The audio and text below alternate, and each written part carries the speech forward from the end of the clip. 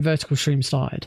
But also I completely forgot over the last couple of times I've done this, I actually have an UnMetal layout specifically for it, and I've just realized I've switched to it, and it's still got the graphic at the bottom to say that I'm running this on Passion Project. So I need to drop that graphic. Where is that graphic?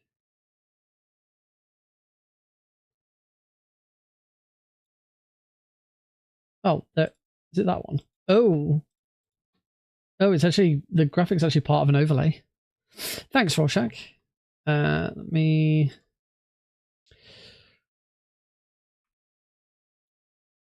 Oh, I can't crop.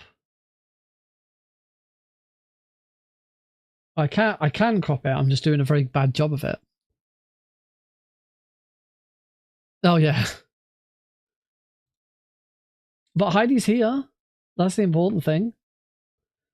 There we go. I'll get rid of that. Get rid of that graphic.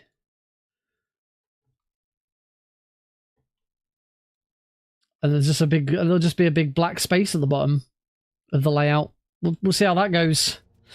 Yeah, I wouldn't worry about it too much. I mean, that's where all the like chat and stuff goes. So anyway, let's do this, shall we? 3, 2, 1, go! So this is UnMetal All Achievements. I am practicing this because it is Prevent-A-Thon 6 next week. I am a tech staff for Prevent-A-Thon. Prevent-A-Thon uses Speedrun Tools UK. Oh, wrong roll. Uses Speedrun Tools UK. So my expertise is required for that. We want 2 guards, and we want to punch there, and we'll knock this guy out. Move out the way. That guy run up. Punch this guy. Knock him out. Get some XP. So we're going to be getting XP for quite a lot. A lot more than you'd expect in an any percent run. We'll take this guy out. Grab his handkerchief. We're going to have to wait for this guard to go for a pee. I need to pee. There we go. Knock him out. Not the first time we're going to take out a guard who's just trying to use the toilet.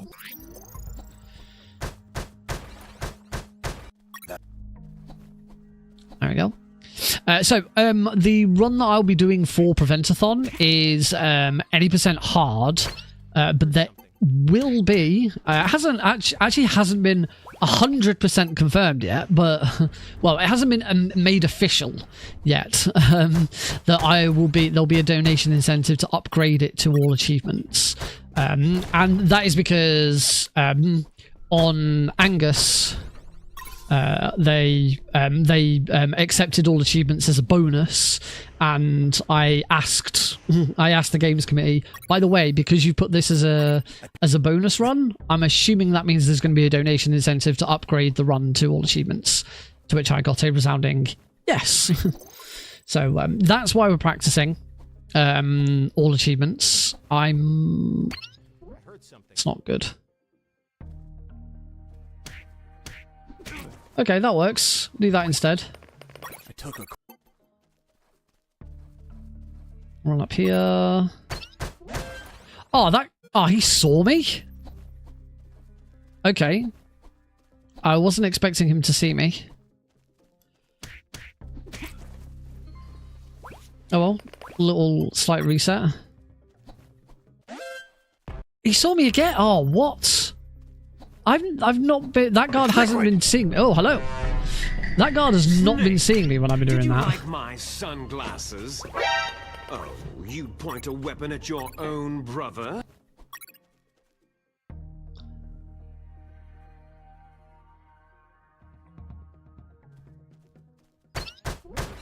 You must construct additional pylons. Now that's a thing we found a couple of weeks ago with the stream, where we could go through that fence by punching, and yeah, I've actually made it part of the run now, which is pretty good. Welcome Sergeant Deagle, and welcome to JN.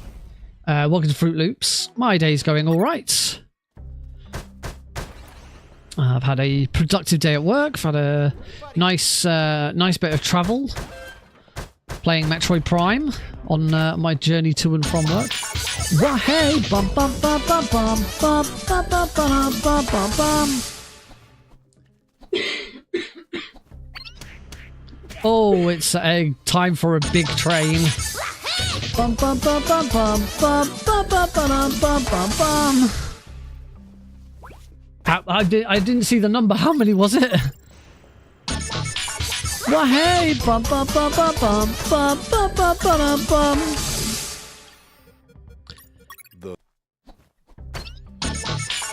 Wah hey, bum bum bum bum bum bum bum bum bum bum. Wah hey, bum bum bum bum bum bum bum bum bum bum. Come on. Yeah, VIP. Oh, come on. Come on, God. There we go. He's finally heard me. Bum bum. Oh. Something happened to me last Thursday when I was driving. I am not doing very good. I had a couple of miles to go. I looked up and saw a glowing orange object in the sky to the east. Well, as always, Deagle, thank you so much for the gift sub bomb there. You had to wait. You did have to wait for Klonoa to finish. That's better. That guard heard that. Okay, I thought I'd be able to make this a bit quicker by moving up a bit, but apparently not. Apparently the guard still sees me if I do that, so we won't do that. Instead, we'll grab Knock Knock. It's the achievement for getting all 15 toilet doors in the game. We are going to be massively behind in this. Nope, not that box, this box. Then we want to equip this key. I've also got a lighter for no good reason. We grab a potty and unlock the achievement Potty Time, which is for hello, which is for collecting all 5 potties in the game. Not that we're allowed to use any of them. I need to request leave for this weekend. Why do you need it, Private? I'm gonna have a baby, sir. Congratulations, request granted. No, we just have to wait for this. Yes, congratulations to Hoaxy, Dutch Oven, JN, BB Firefly, Gentlemen, and repeats. Oh, I was just in time. I was just in time, ladies and gentlemen, to knock those guards out. For you see, if I'd not knocked those guards out when I did, ladies and gentlemen, then I unfortunately was going to have a bad time, ladies and gentlemen. You have to understand that you don't want to get spotted in this, because getting spotted means you don't get any experience, and yeah, you have a bad time, ladies and gentlemen. I am having, and you're talking of bad times, ladies and gentlemen. I'm having a bad time against Grenade Guy here. Oh, he is not being very nice. There we go, and he's all the way up. Well, he's all the way over in the corner, but we got to go into that corner to get the next medal anyway. Now 5 followers off the goal. 5 followers of 1,250. Oh, it's close. Unfortunately, we are going to finish. We are gonna finish this chapter 1.5 minutes behind PB, which is not great. With the radio. I also hadn't created the other radio, so yeah, that was not the best start, but we'll keep going. We get unperfect. That is for getting all experience, all experience, all secrets, and the unperfect bit is for not taking any damage in the run. I believe it's the only chapter in the game I will get an unperfect rating.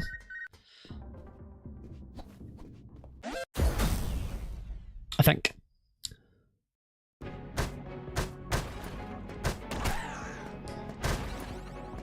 Oh, Mike. Oh, it did just hit him. Nice. Language. 2 more hits on Sergeant Roscoe. 1 more hit. And he is a dunzo.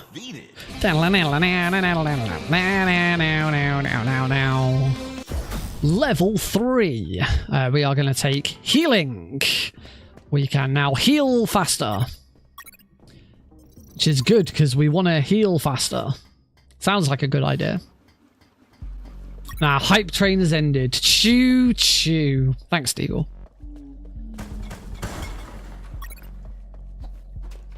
I did once upon a time have some notifications for hype trains starting and ending, but they never worked. That's when I used Lumia Stream as my main bot. I still use Lumia Stream, but not for everything now. Right, we're going to grab these important documents. Let the Colonel know. We'll grab that medal on the way back. We don't need to grab it now. And then we're going to take a left turn because we want XP and we want some other stuff. We're a mic. We're then going to load that save because it resets the guards in the next room. Going to punch that guy out. Get that. Can grab that on the way back. And then, because we reset that room, these guards are going to be in the perfect position for this. Lovely. Nice. We get that guard to come over only. Wonderful. Oh, excellent. That guard heard, so we just got to wait for that. Excellent. He should have a handkerchief. Oh no, he's got a coin. The first one had a handkerchief. So we want to get the we want to get that guy's handkerchief. In here, we're just going to get like everything. Want these this gasoline, and then there's some meat that we're going to get as well. Grab the meat. Meat. That was good. That was a good room. Good set of rooms. Take this guy's handkerchief because we want that for later. And now we're going to run back. Oh, want that handkerchief as well. I think that's all the handkerchiefs we need. It's going to be a bit there. We now want to equip that meat and give it to the dog. Quicker than doing the dog skip. At this point, it's quicker though. Doing the dog skip is quicker.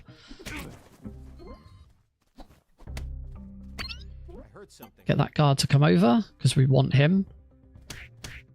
There we go.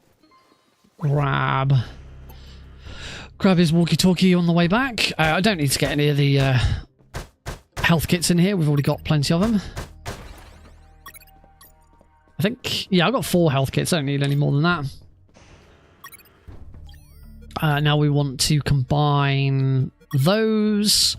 We want to combine... I'm sure there's something else I want to combine. Oh no, it's not that. I now want the meat back again. Give the radio to Robert. And throw some more meat. That's that cool. Ooh. And now I am pixelated. And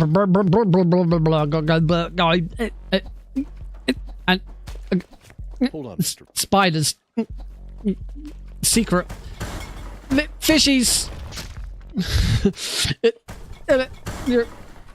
Nix. Like.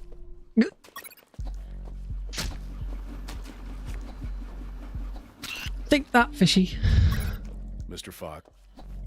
Shredded tuna. Shredded tuna is our next objective. Is our next achievement to get. That is for having 5 fish monsters die to the shredders. So we have to make that happen. I've already done 1. We just got to do the other. Just got to get the other 4. And we'll get those in these rooms here. Let's grab another one of these. So here, there's going to be a few fish monsters come out. I'm going to deliberately let 2 of them die. That should be fine. We shouldn't need the 3rd one there. Because that's another one. And then there's... There we go. And that's all 5. Kill 5 human piranha hybrids with the shredders. Alright, we can go now. There were no squirrel. There were no rats, but there were some squirrels. Ba ba ba ba ba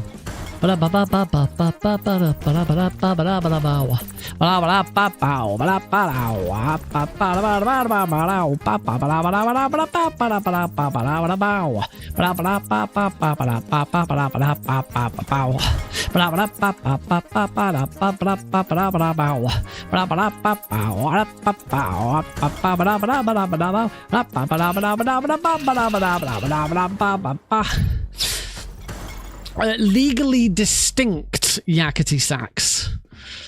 It's not actually yakety sax. It is enough. There is enough difference in it. It is an original tune, but it's supposed to sound like yakety sax. Right, now we are going to 1, 2, 3 make some Molotov cocktails, because that was another achievement that we need to do. And then we build our flamethrower. Those Molotovs are going to all be used in Chapter 3 to really speed up both boss fights. And now we get to take our revenge.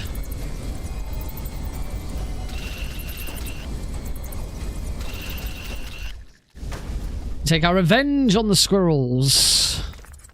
Ah, burn, squirrels, burn!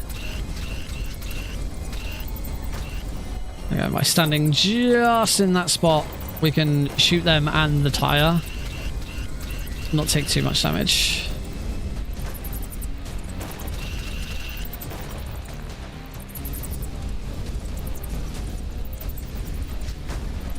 I think we can keep going.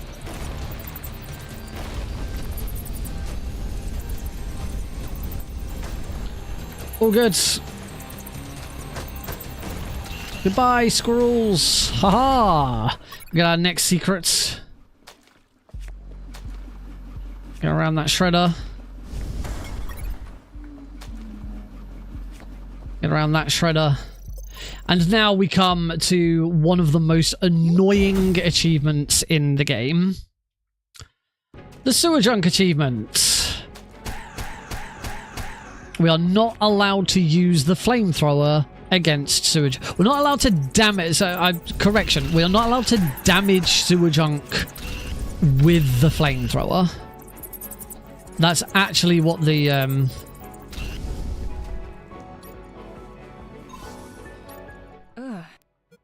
we want to say it had 6 tentacles. Oh, I want the flamethrower back out. So yeah, we're not allowed to damage sewer junk with the flamethrower. We are allowed to break his tentacles, so doing that's fine.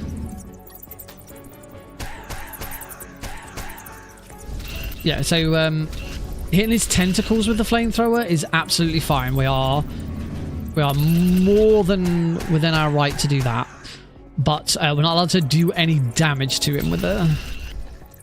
Oh, he's back down here again. Hello.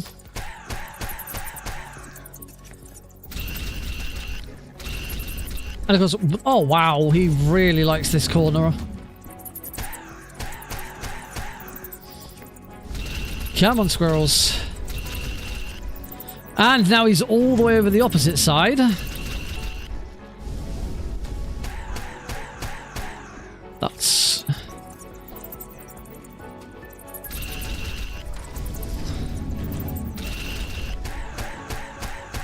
That's... Oh, that's actually perfect damage for flamethrower skip.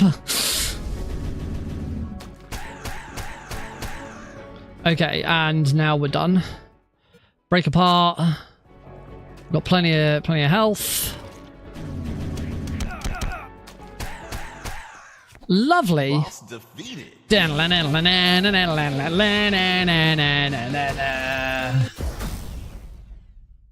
And for this, we want to take Rolling Thunder, because we want to be able to roll.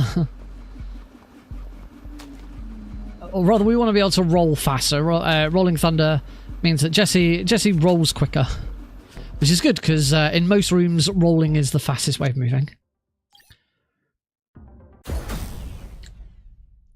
Another stage completed with perfect rank. We didn't get unperfect. Unperfect would be making the dog really fat.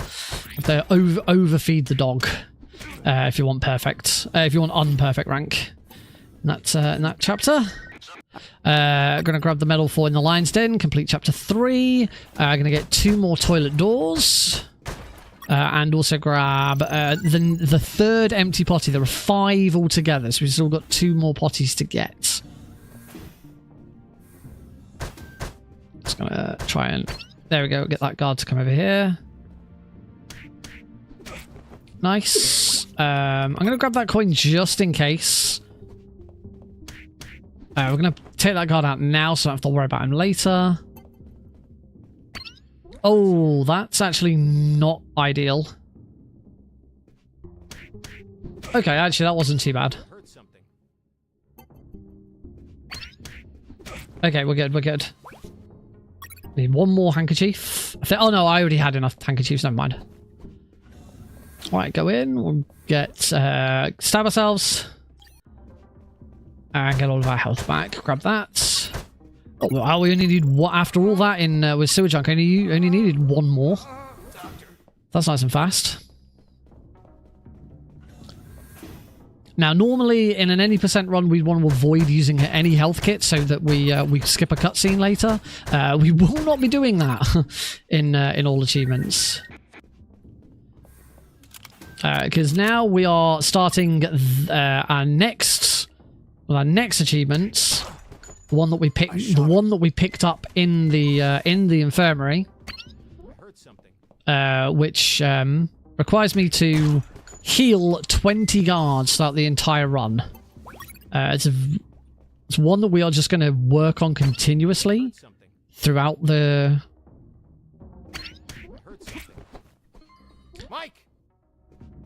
And requires me to do that a lot. We call this PSH, punch, shoot, heal. We need to punch them first so that they don't hear the gunshot. Then we shoot them so that it incapacitates them, and then we heal them to get the healing achievement done. Grab loads of bullets and the bullet slot. We now don't really need to worry about getting any more bullets. How are we doing? Got up a little bit of time. Off we go. There's going to be a phone call here. Now we're going to head up to the next floor and our next achievement. In the next couple of rooms, there's going to be some drones. I'm going to have to punch them. Hopefully that still counts. I have to do 5 of them.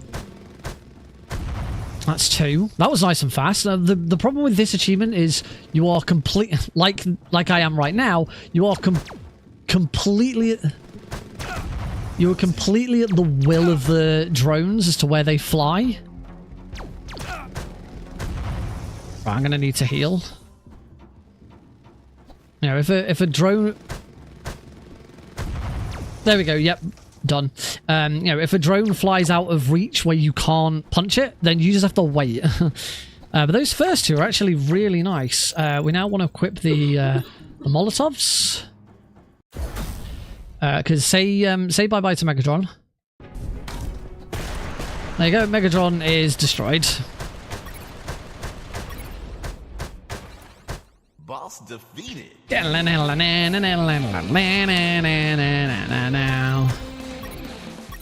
There we go. We probably don't need any more than that. So yeah, the advantage of the Molotovs. Great items. Collateral damage is going to be the next achievement. I don't need either of those. Might as well leave those 2 boxes alone. So going to run forwards, take a save, go and get this sodium.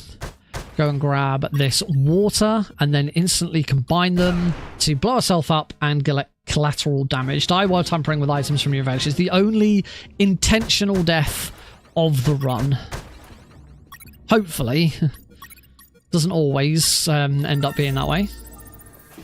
We mix the chloroform, get ourselves a chloroform handkerchief so that we can now chloroform handkerchief these guards. We collect Good Night, our next achievement, chloroform 20 guards. So another one that we're going to be working on throughout the run. We want Gunslinger as our next unlockable ability from level 5 that allows me to reload automatically. Jesse will just, as I'm running around, Jesse will just randomly reload. Sometimes it doesn't work, and we don't really know why. Seems like in certain chapters it just doesn't want to. It doesn't want to trigger. Up we go. Now we continue heading through chapter 3. Past the lasers. We need to grab 12 batteries in here. There is an unperfect option coming up, which we are going to take, even though we're not doing unperfect. You still want to do it in all achievements because we want the XP for it, and it's relatively easy XP. So the room where we get the option of detectors, guards, or the hilarious one, sheep. We go for guards because we want. There's 3 guards that appear, and we want their XP.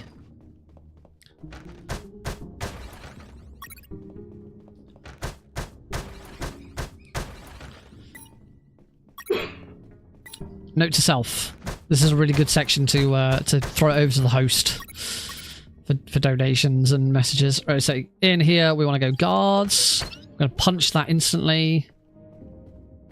Choke that guy out. Then I'm going to punch that one. I'm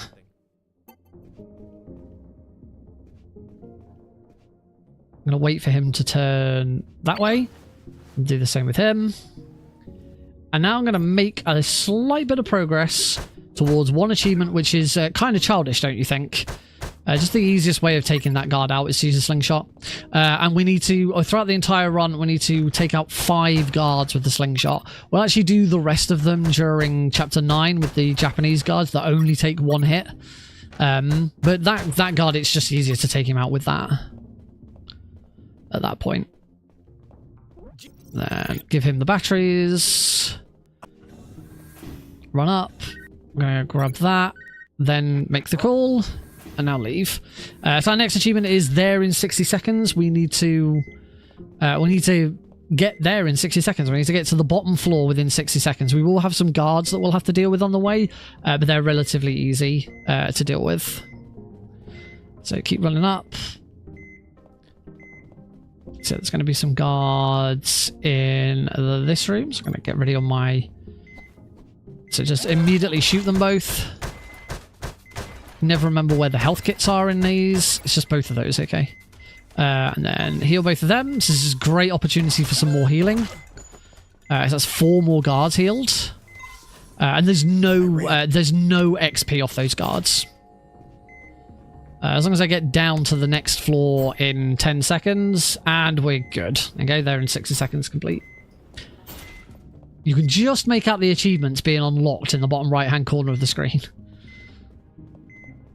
Unfortunately, because I play in 1440p, you can't see it very well because there's no option in Steam to like make that notification bigger, which would be really useful for this. They finally added options to make like FPS and stuff bigger and more detailed and stuff, but they can't make basic UI size adjustments.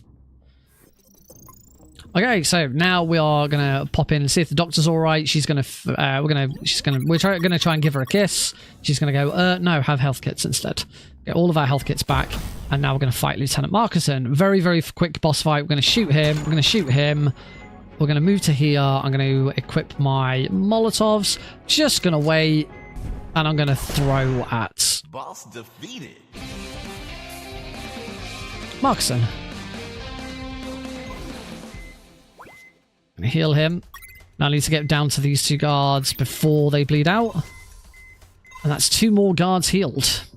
Then finally, this is the first chapter where we are not going for perfect. If you were going for perfect, you now do a big loop back, back to the first floor. There'll be a load of drones and stuff like that, but we completely ignore all of that.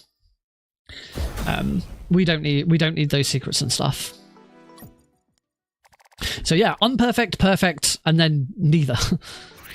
Chapter 4, welcome to the jungle. First of all, we are going to grab this guard and take him to there, knocking him out. There's another secret in the truck, so we'll grab that. Then we're going to do the same with this guard. And then for the last one, we're going to do that. I don't need to check. I don't know why I was checking them. to the smell. Call the colonel so he doesn't call us back. Gonna get attacked by dogs in a second, so I'm gonna have to load. Just load that save. Then same again. We're gonna take this guard. Punch. Shoot. Shoot. Punch. Heal that guy. We get the next secret from... Secret? There we go. Next secret from back there. Punch, shoot, heal. That guard's got a coin on him. Don't really care about that. Now I've got the minefield, so I've got to be very careful. It's a long way back if I get this wrong. So for here, I'm going to move to there. Take a slight move. There, back to there. And there. And now, this is the bit I always hate. We're good. We're through. We're through the minefield. Phew. That's always the nasty bit. The other two minefields are... the final minefield is really easy. Oh, make sure I get that. The final minefield is really easy. So we still get to do minefield skipping all achievements. The only thing that we miss out on is a couple of secrets and some XP, but we don't need every secret and we don't need all XP in the game for all achievements. We only need most of it. So now we're going to go for a run around the jungle.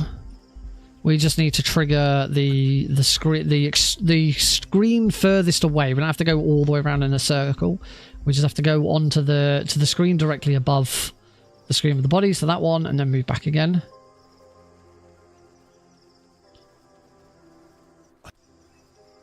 And done. We don't have to get the compass or anything like that. As long as I know where I'm going through here. And it's important that I go through these next few rooms very carefully, because I have 0 health kits. Oh, and I went the wrong way. Immediately took a misturn. Lovely. Already 1 minute 30 behind. Let's just go a little bit further behind, why don't we? Oh, I think I got caught on something. I did.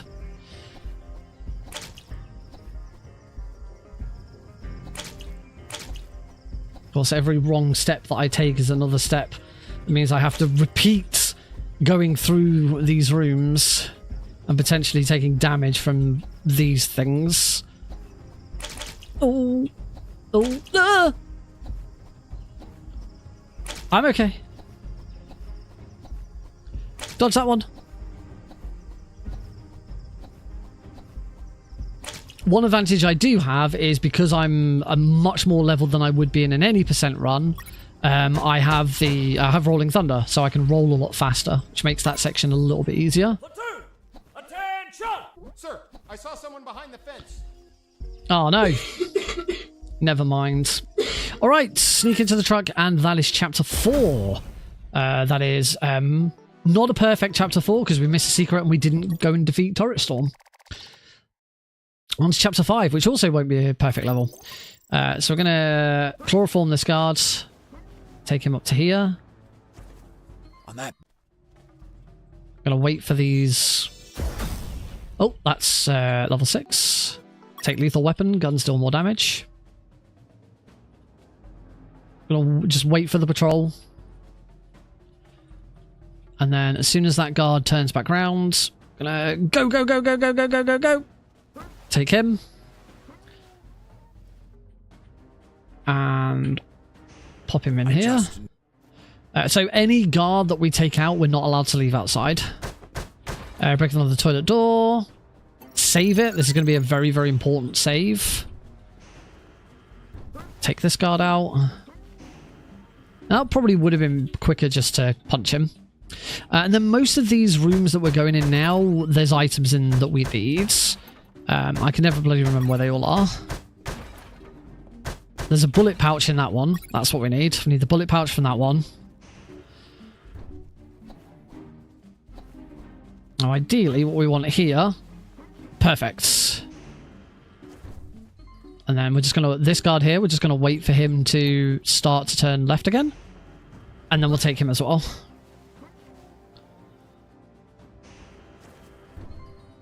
Cool, so we'll pop in here.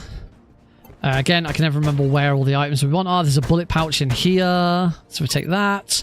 There's a secret in here. You don't actually have to get this secret. It's a little bit quicker if you don't. But I'm trying to play this safely. So take that. Go and pop this guy back in here. Right, and where's the patrol now? Because what we're going to do now is we're going to save it again. It's been a little while since I saved. And it's a very big time loss if I were to get spotted now. So we save regularly. Pop in here, grab the items I need from in here, including this medal. I don't... Oh, there's a bullet pouch there. We need that bullet pouch. Right. Oh, I'm going to throw one of them handy-dandy coins that I got earlier.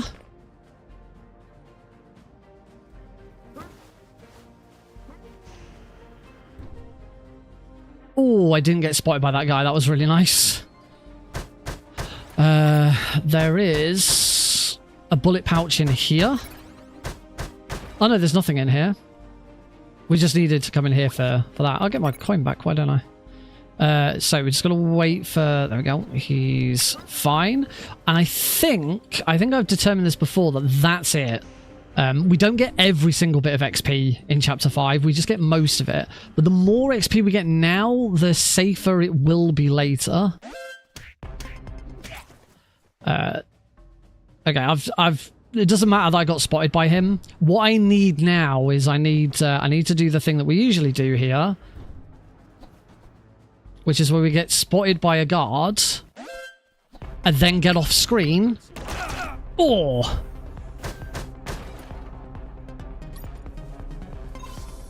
And get off screen before he calls an alert in.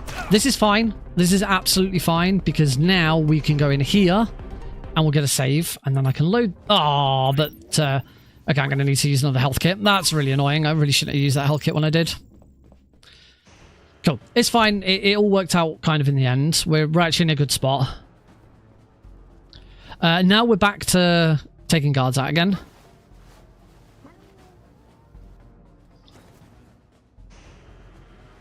So yeah, it's just that little sort of center bit is just a real pain. So luckily, there is enough XP elsewhere in the game to not require it.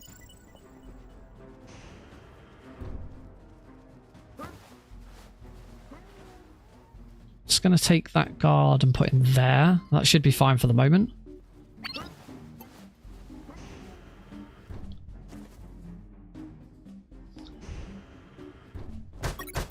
Four, 5, 6, 7, 8. 1, 2, 3.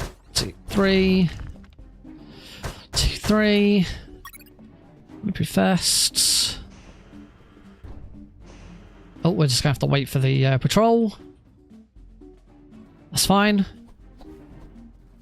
Hopefully now I've got enough time with where the patrol's just left to take this guard all the way to here. I'm not going to risk another room.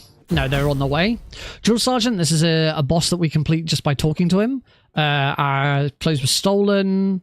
We've got a clue, and that clue is a place. Boss defeated. Boss defeated.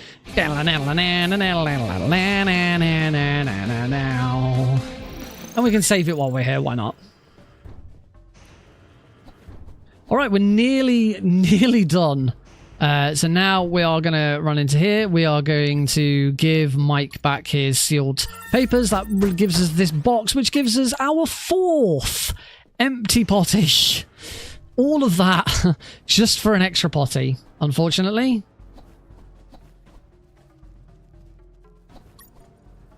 Alright, let's fight Machine Mike.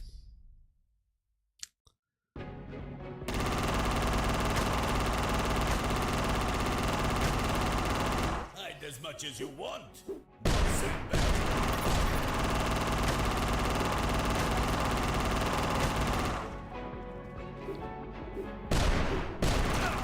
Ow. Boss There is another... I might shoot that. It takes ages to shoot. I'm not bothering. Right, we want to 1, 2, 3. We have... Oh, no, I only wanted 2 there. That was silly. So there's 2 achievements that we need to do whilst fighting...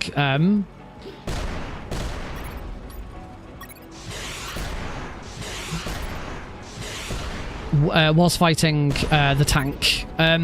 We have to destroy 5 trucks before the tank does. And we have to make sure that every single box in the level gets destroyed. So... Oh, I completely whiffed that.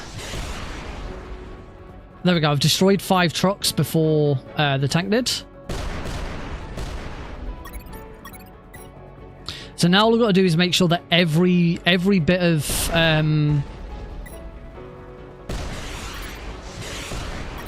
every single object in the level is destroyed. Still need stuff to hide behind though, so I'm gonna hide behind here. I think I've actually completely now run out of stuff to hide behind. So what I want to do is I want to try and stay a little bit away. Ow! Let's destroy that.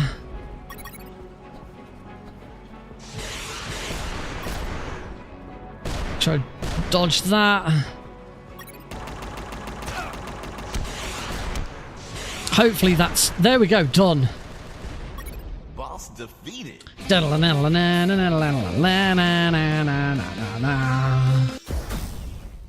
And we get our next level up, which is Gag Reflex. Gag Reflex now means that I can... I seem to lose I lost a lot of time in that level. Not quite sure why, but oh well.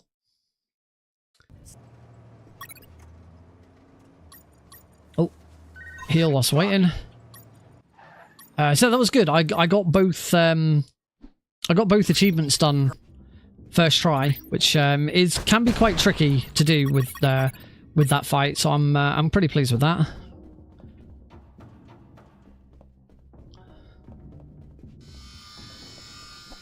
I do feel like I lost an awful lot of time. I went from 151 behind to 3.5 minutes behind.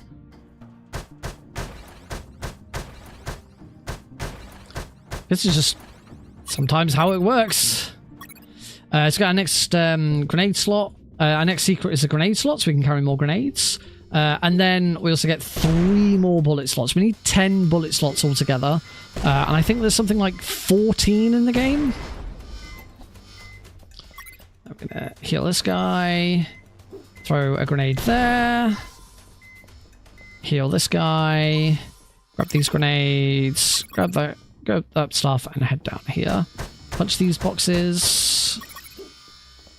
Do some more healing.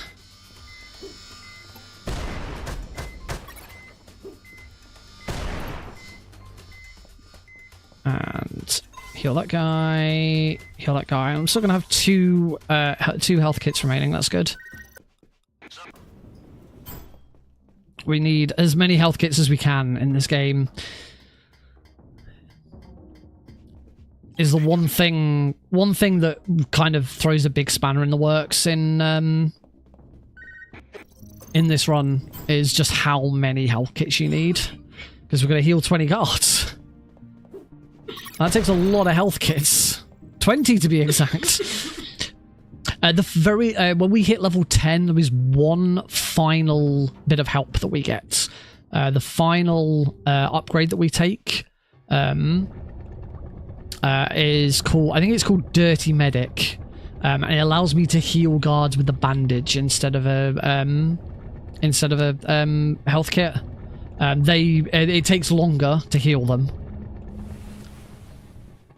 but it does mean that if I've ran out of health kits by the time we get to chapter 10 and I've still got guards to take out and heal, then we can still do it. I'll make sure I take it, because sometimes I forget. I think, oh, I don't need to take it. It's not important. Richard, we're level 10. Casually, both level 10 rewards are complete trash.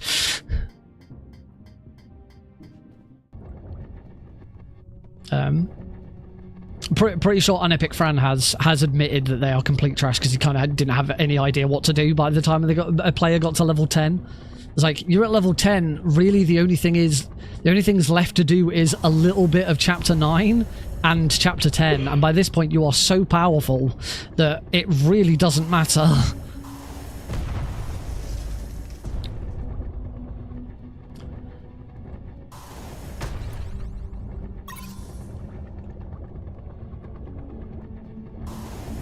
Is that going to destroy that? Oh, it did. Good.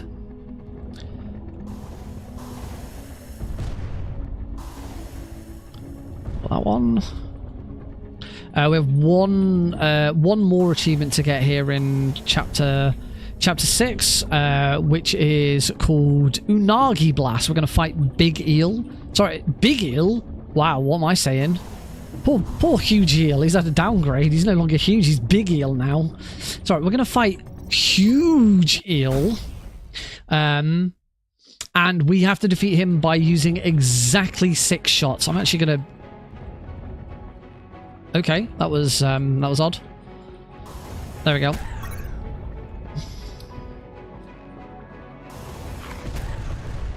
And I've been killed.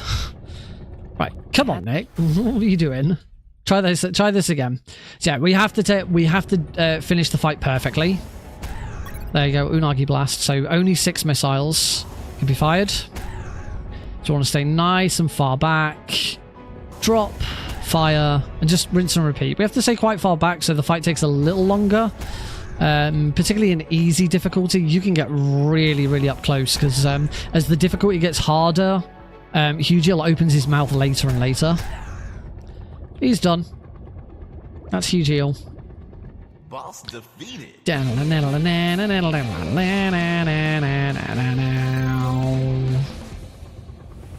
And that is chapter 6. I'm about to say chapter 7 because I looked at my level. Chapter 6. Another perfect chapter. I can't remember how you get unperfect in chapter 6. We get our 5th and final potty. So that's potty time complete. Grab some monies. Money, money, money!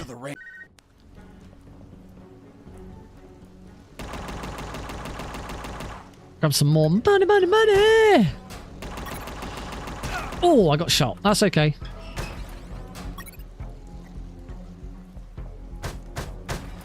I think that's okay. Might not be okay, actually. No, it's not. I'm going to heal. Get a load of equipment from down here, including some more grenades. Rockets. We get another secret. Some more stamina. And then there is another secret down here with, I believe, another grenade slot. But most importantly, there's those bullet slots that we need. Oh, and some more grenades. Always helpful. And another first aid kit. There you go. 1 bullet slot. Another grenade slot. So we can now carry 10 grenades if I can get to 10 grenades. The other thing we need to do here, I'm going to save it as well. There's no toilet doors in here, but we want to save it because we don't want to have to repeat everything that we've just done. It's a very big time loss if we have to repeat all of that. Some more money, money, money! Money! Now there's these two. We still, like, kind of desperately want... That's fine. That works. Get off screen before he comes over. We still kind of desperately want... I'm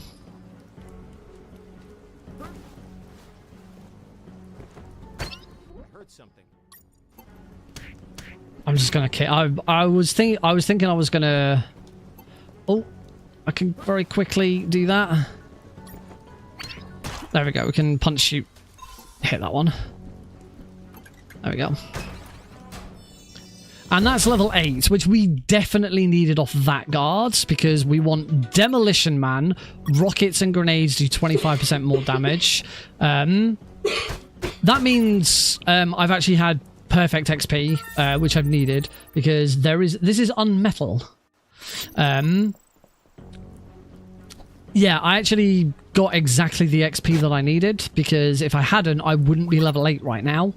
And you really, you don't have to be level 8. There is enough XP left in the game to still hit level 10, but we kind of want it because we're about to fight the hardest boss in the game, and the one boss we're having, Demolition Man, is very, very helpful.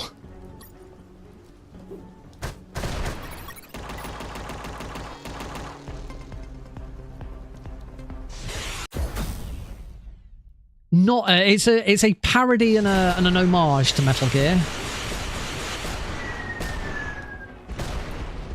So we're gonna see Nuke Sub die very, very quickly compared to what you'd see in an any % run.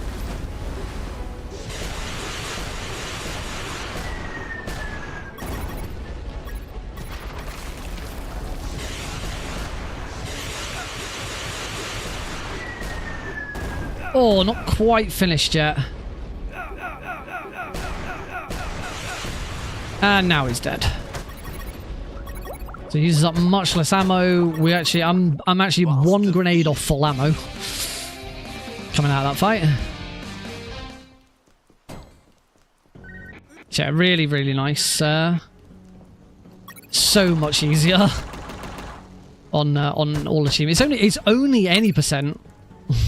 Where Nuke Sub is a real nasty piece of work. So there is more. Oh, I'm gonna punch, shoot, heal this guard. Oh, you know what? Actually, as I'm here, I might as well heal myself.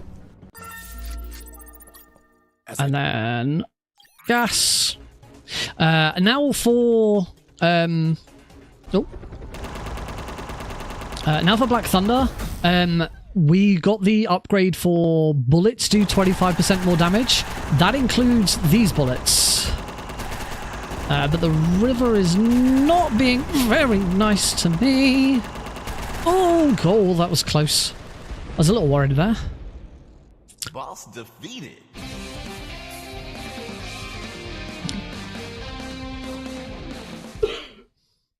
And that is Boondocks complete. Perfect. Back to getting perfects again. We'll be getting a perfect here in Chapter 8 as well. Actually, no, we won't be getting perfect in Chapter 8. I have told a fib. Because I believe I already have 15 secrets. Or if I don't, I still will anyway. We don't need all of them in Chapter 8. We load that save. Can I just... There we go. That's what I need. Get that. Loading that save resets all of the camera positions in the next few rooms, so we can just move through this nice and quick. So that camera is now going to move out my way. Well, grab that rope. To here. Wait for that camera. Lovely. Move to here. Wait for that camera. We go. Run into here. Grab from in here the uniforms. Then make our little stick figures. Wait for that camera to turn.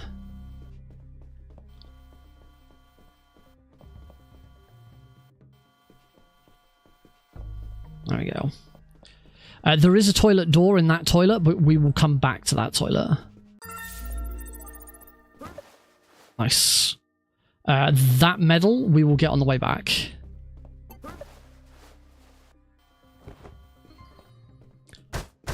So we still get that secret. To here. 1, 2, 3, 4, 5, 6, 7, 8, 10, 11, 12. Then to here, throw. So here we just have to wait. Because we still need to grab this medal. But we can still throw that. Now we grab the toilet door from in here. because we're no longer on a time. We're no longer like on a timer or anything like that. Might as well save while we're there. There's no more. There is one more camera sequence, which is right at the end. We ignore the secret behind the door up there. We do not need it.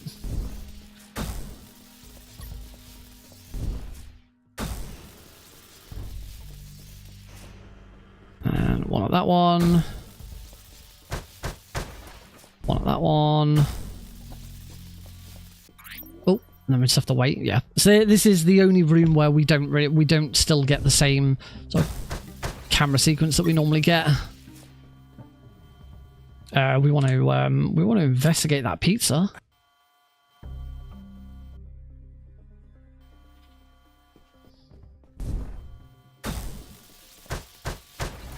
I want to combine that pizza with the fire extinguisher to make it look like nice, tasty, tasty pizza.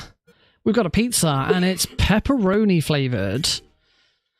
And that's chapter 8. All right. Onwards to Jericho's heart. We're here. We've still got a lot of XP to get. We're going to get these from the Scandinavian guards. So I'm going to take that guy out. Take that guy out. I'm going to run up here.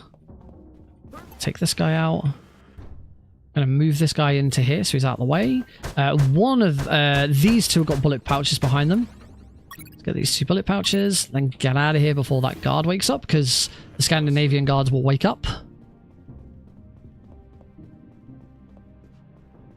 Oh, that guard sort of saw me. Gonna put him there. I need to pop down and grab our next secret. Blood bag. Then we'll just take this guard out again. Like before, we'll move him into here. 4, 5, 6, 7, 8, 9, 10, 11.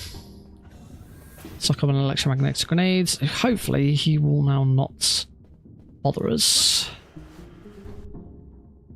Got another medal. That's for completing this chapter. Those 2 boxes have just got ropes in them, so we don't need them.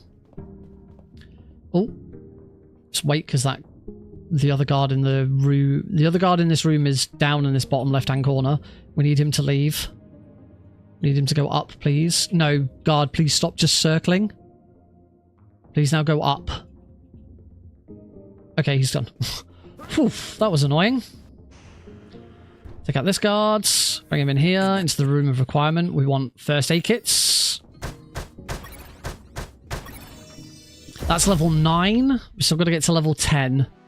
We need light munitions expert. This is mandatory for all achievements because we have 1 mission. Oh, I gotta wait. He's back again. I fell asleep. This guard is... What is this guy? What is this Scandinavian guard doing? Oops, I fell asleep. Okay, I got around. I managed it. Let's take this guard out. Put him there. Right, and then here, just before we deal with these 2 guards again, we're going to take both of these guards out stealthily. I'm gonna save it again just in case. So we just punch there. Get this guard to come over here. He's going to investigate as soon as he turns around. Grab him. And then, same with this guard. Drop him there. A little bit more XP. Oops. Lovely. That was a really good first floor, actually. Summarize, please. Heal this guy. That toilet doesn't have any toilet doors, but we will go back in and save it. Next achievement is to destroy all of the spider bots.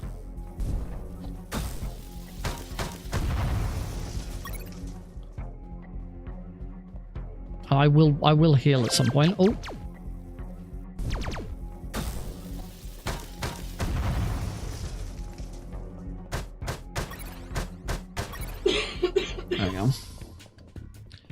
Need to try and make sure I've still got 3.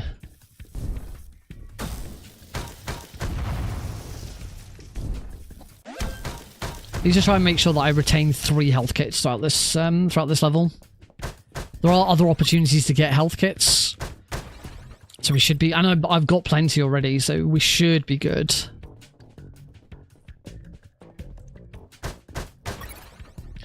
Regather.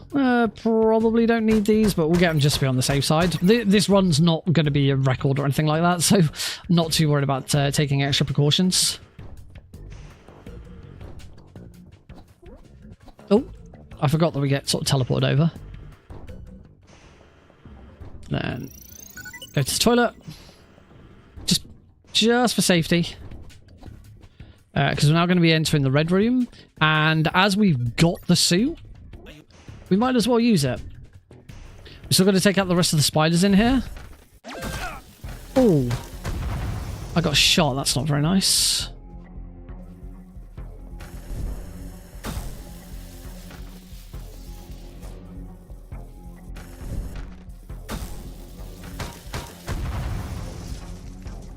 I might want to use... you know what, I'm going to... Yeah, I'm going to play that safe and use the blood bag. That's why we have the blood bag.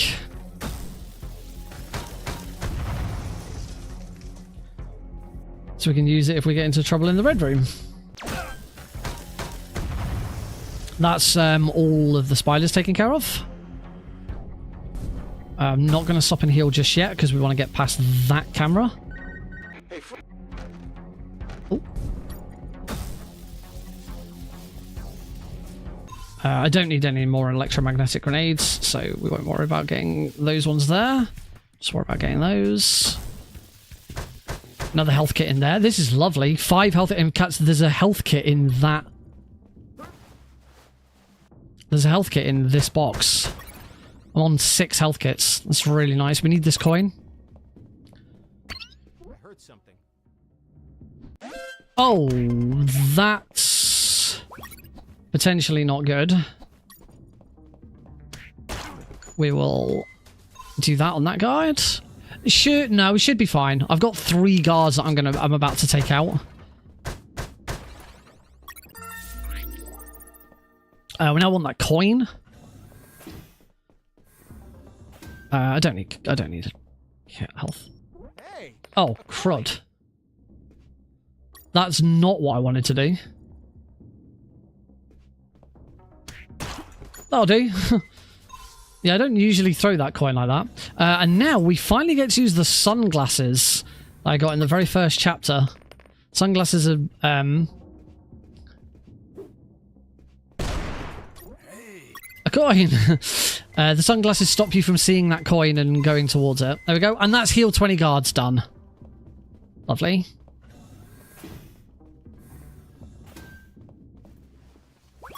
Grab another grenade, why not? 1 health kit left, and I can think of 1 other health kit that exists in the level. So we're good. We're good on health kits. We now start floor 3. We're not going to finish the whole of floor 3 though. Oh, that was handy. And shoot that guy from over there. This is a bit of a nasty room, but should be good. Awesome. That was actually really nice. And here is where we're going to complete the achievement for... Oh, there's another first aid kit there. There we go. Lord of the Bullets have 90 or more bullets at once. So that is a combination of collecting 10 out of the 14 bullet pouches that exist in the game. Taking light munitions expert at level 7 or level 8. I think it was level 8 actually. Maybe it was level 9. I can't remember. We took light munitions expert, which gave us more bullets that we could carry. Oh. And then that locker giving us unlimited ammo. So not actually a difficult achievement to get. It's just you need to remember to get all 10 of the bullet pouches. And the run is specifically routed so that we get the most optimal 10. Grab those. Bois. Hey, Glister. So we cut, we connect left and right, we connect right and middle, and then we connect middle and left, and then we cut the same order. Left, cut right, cut center. There we go, that is the communications tower disabled. We can go check on the helicopter and get out of here, or at least we would if we didn't have more achievements to get. Plus, you know, it's not actually the end of the game. So we need to get the helicopter's key. There's a medal there. We're going to get... That's the last medal we pick up. We'll pick up that medal in the next chapter. For now, we are just going to run. Baby, we were born to run. And now we're going to go and finish level 3.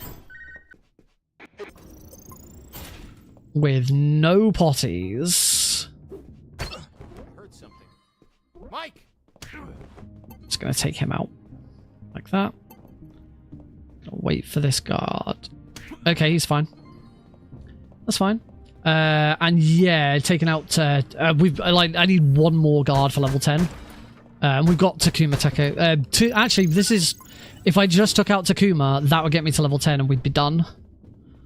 So yeah, I don't need to take out as many... I heard something.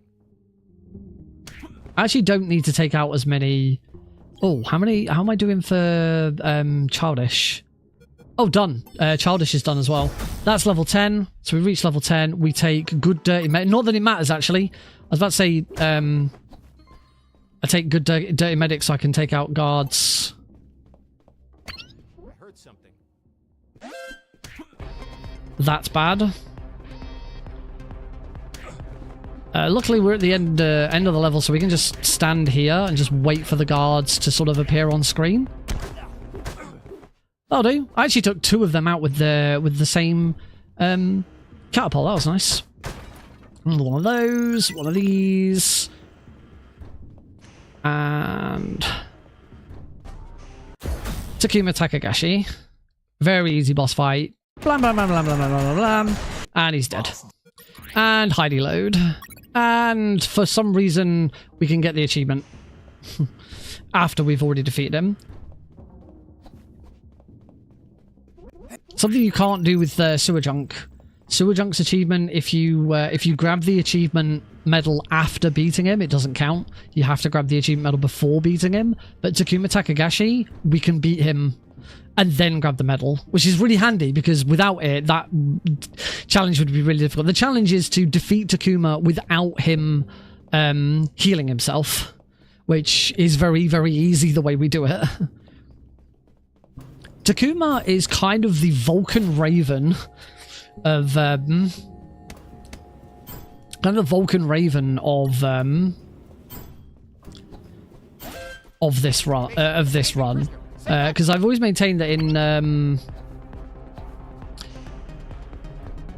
with both Twin Snakes and Metal Gear Solid 1, Vulcan Raven is the easiest boss in the game until you get to the hardest difficulty level where it becomes one of the most challenging. Oh, I got a gold split on Find the Night Vision goggles. That's nice. Later, dude. Ow. Ow. Ow. That's fine. I could do with using one of my health kits anyway. We don't want to have any health kits left at the end of the game, so yeah, this is good. Grab challenge unlocked. Do not disturb. That is get through the catacombs. Get through the catacombs without breaking any of these cell doors. There are items, mostly bullets behind these cell doors, but that's fine. We got a max capacity of 90 bullets just before we finished on floor 3. We don't need any more bullets. Unfortunately, it does mean that we cannot get all achievements and unperfect. In fact, we can't even get all achievements and perfect. Because there is a secret behind... I couldn't remember which way I was going then. There is a secret behind one of the doors. So we can't get all of the secrets and the achievement, which is a real pain in the ass. Just means that all achievement runs are impossible. Sorry, not all achievement. This is an all achievement run. 100% runs are impossible in this game. We can't do them. Which is absolutely something I would aim for if we could. Unperfect plus all achievements. That'd be pretty sweet. Cool. We are done with chapter 10. So we enter... the only thing I don't know, have I... So there's Do Not Disturb. Have I already got the achievement for taking out a load of guards non-lethal? The hell's that? Oh no, I know what that is. That's fine. Oh yeah, snore. There we go. Good night. Yeah, achievement unlocked. That's what I was checking. Have I got good night? So that's it. We're done. I've got everything. We'll get escape complete the game, beat chapter 10, and then there's the final medal on for the final boss, which is defeat the robo tank without using any electromagnetic grenades. So apart from being 3 minutes behind world records, this has actually turned out to be a pretty good run. It's actually the first time in quite a few attempts that I've actually done it. I've been making quite a few mistakes with this run.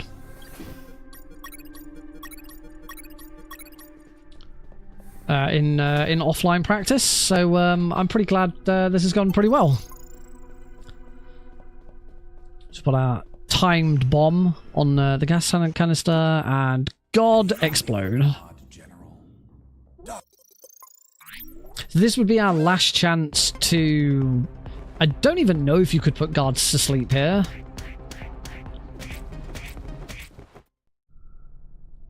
You can't really get up behind them. There's a slight chance that you could do it. We take out guards by putting them to sleep so much throughout the run. Yeah, triple kick. Not the quadra kick, just the triple kick.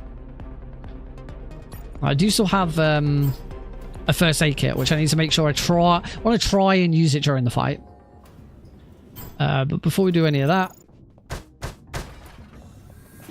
pop into here. Grab. We do still need some electromagnetic grenades. We have to defeat... Oh, I don't need any bullets. I don't know why I'm going for bullets. I don't need any more grenades. I only really need rockets in there. Oh, and just before I forget, the final toilet door is in here. So that should be all 15. There we go. Knock, knock. Break all toilet doors. And then, yeah, just 3 more achievements to get. Beat the robo tank with no... Hey, Tom. Beat the robo tank with without using any electromagnetic grenades. Beat the game, and beat the game on hard. There's an unperfect achievement, or an unperfect goal, to complete this, complete the drone section without missing a shot, if I recall correctly. I have 3 rockets now, so this is also pretty easy.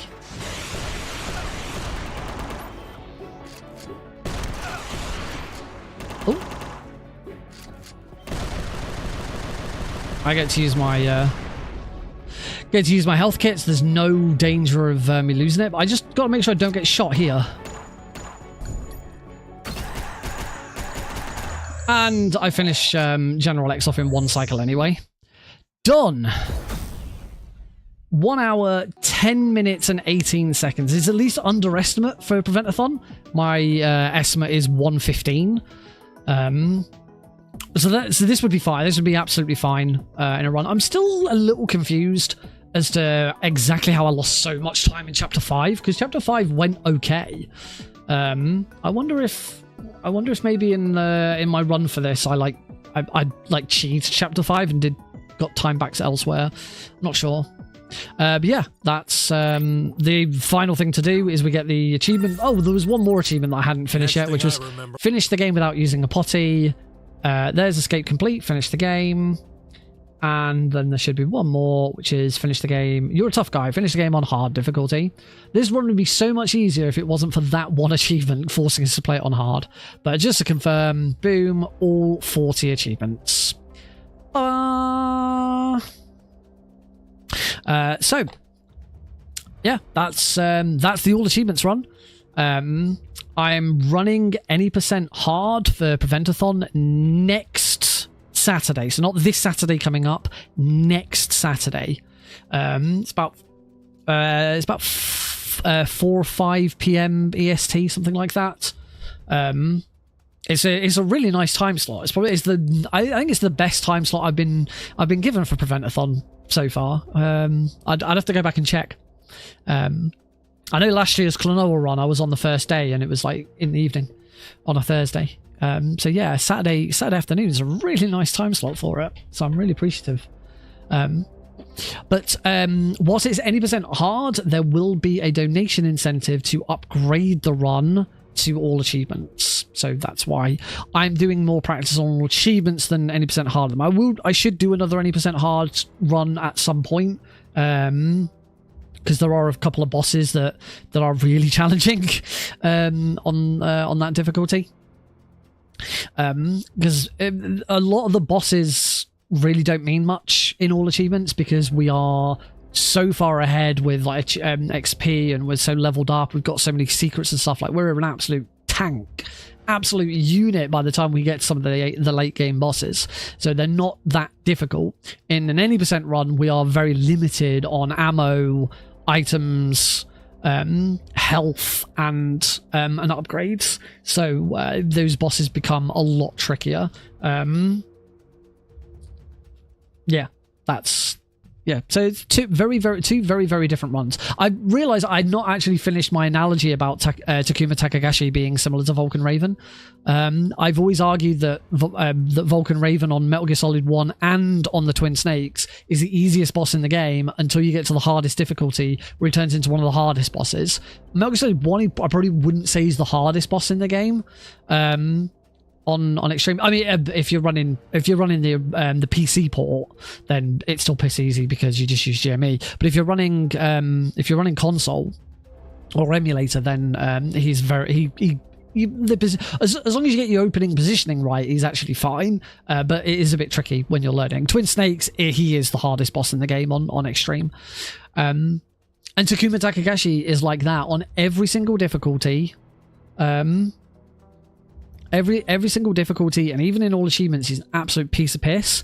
The one difference is when you do unperfect, where one of the unperfect goals is to beat him without taking any damage.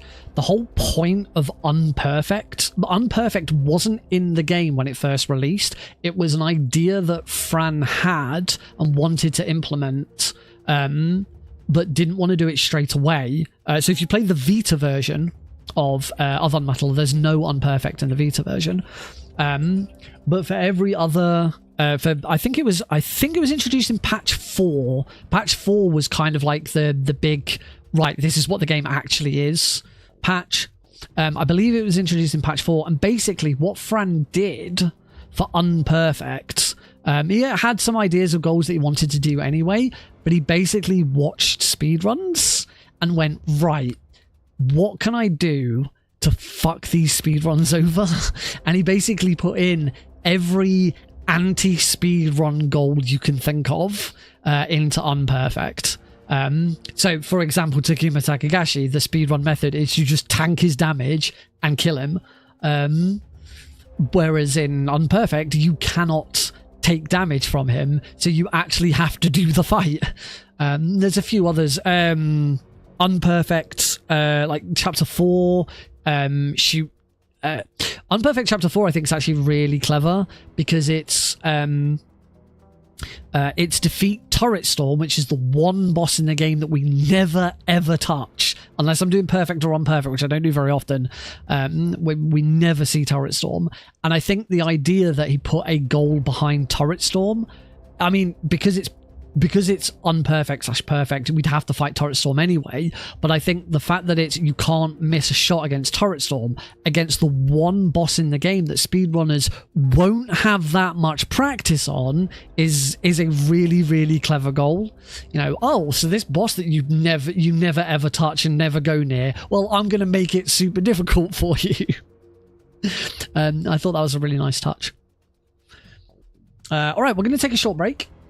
And then we come back. I'll probably do one of these again. I'm still a little curious as to why. If we go back in time, you see that I was 1.5 minutes to 2 minutes behind by the time I got to stage. Coming out of stage 4, I was nearly 2 minutes behind, and the opening to stage 5 went to 3.5 minutes behind. Granted, by the time I'd stamped the permission slip, I was then back to 309, so clearly there was a bit of time there, but that's a lot of time to lose. I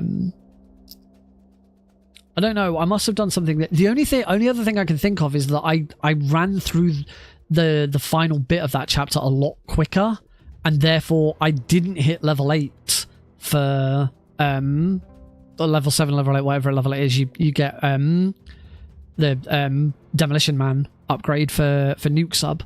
It's the main reason why we get all of the XP that we get throughout the run, just so that we get Demolition Man early. And it just means that throughout chapter 9 you are kind of safe. Like, if you don't have to worry too much about getting you don't need to get I actually did get every single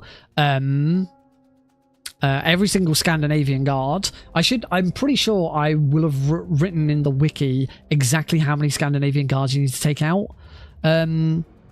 because I'm going way over the level of XP that I really need. Although I'm not sure, the 3 guards that I killed with a grenade, with the coin, glasses, getting the photographs, I don't know if they grant XP. I should double check, because if they do, then that's 3 very, very fast XP. So I'm going to quickly check that back as well. Yeah, stick around for more UnMetal coming up soon.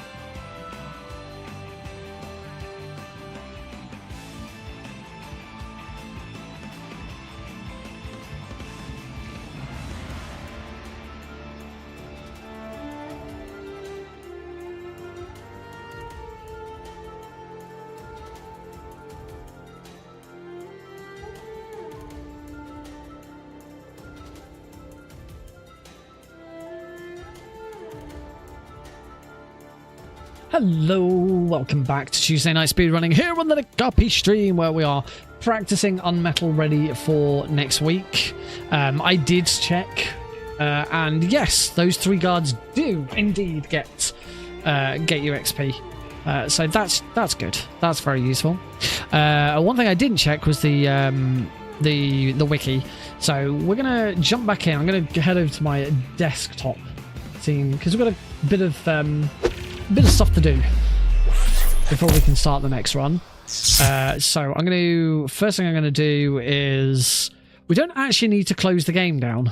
Interestingly enough, I don't think anyway. So I'm not going to close the game down. We do need to do a couple of bits first. So I'm going to, first of all, I'm just going to check the wiki, the Unepic Games speedrun wiki. If you speedrun any of the games in the Unepic Games wiki, then this is the place to come. Especially if you play UnMetal, because it's the only one that actually has a decent amount of information. Purposes, Slee's got a little bit, Minighost has got a little bit, Ghost 1.0 and UnEpic have nothing, because I'm the only one who edits them and I don't speedrun these games, but they're there, ready for when someone wants to edit them. We go to UnMetal and go down to all achievements. So this is a full... Have you changed the name of today's stream? It says ST UK test. Ah, crap. I never updated that before we went live. Whoops. Oh, I completely forgot to... Oh, bum. Well, thank you to all of my viewers who have stuck around to watch the ST UK test, which is not what we're doing. UnMetal All Achievements Practice. For... Prevent-A-Thon. And we are playing... I sorted out... I've sorted out YouTube. Completely forgot to sort out... There we go. Dunzo. Right. So that's that fixed.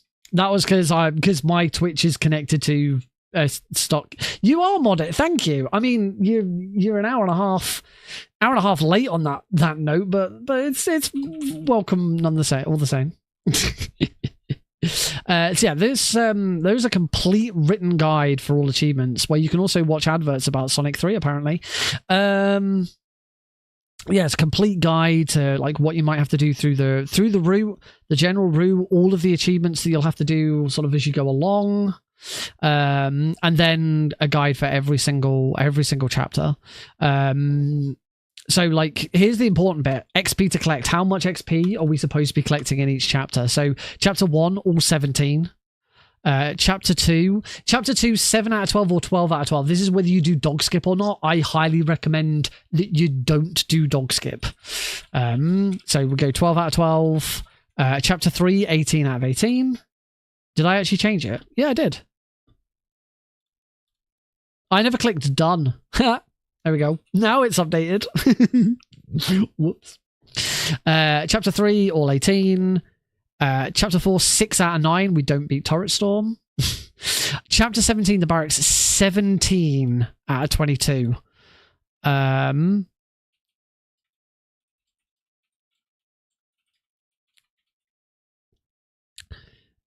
If you're not on there, you can skip this exercise. You won't hit the optimized level. Anyway, if you want to go for it, lure the first guard in room 5 to the edge of the screen.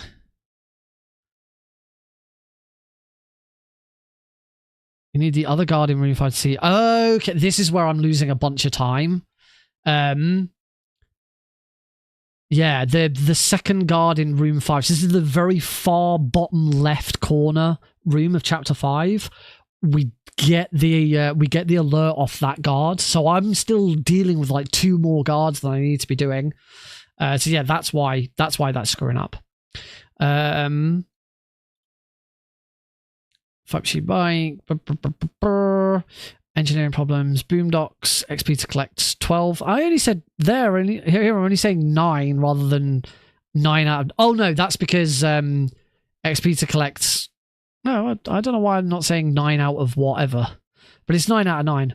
Boondocks 12.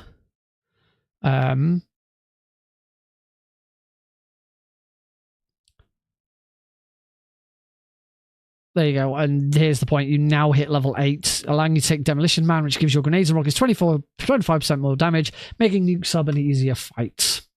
Do you realize I should probably... Oh, boom. Forgot about that.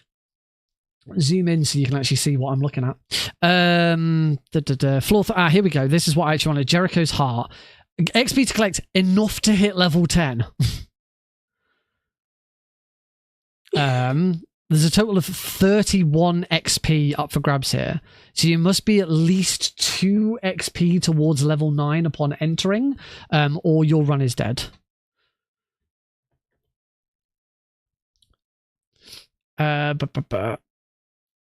If you've kept up with this guide for near perfect XP, go Scandinavian. You can easily put them to sleep with the chloroform for more progress towards good night. You tend to get all other XP in the level. 7 XP from F2 guards, 12 XP from Japanese guards, 3 XP from Takuma Takahashi. You only need XP from 1 Scandinavian guard. So there we go. That's another time save. I'm wasting a lot of time in chapter 5, and I'm wasting so much time in chapter 9. You actually only need to take out 1. It's better off as I wrote before. Whilst you only need 1, it's often easier to take out more, meaning 1 less Japanese guard to worry about later. You likely also complete good night at this point. So there we go.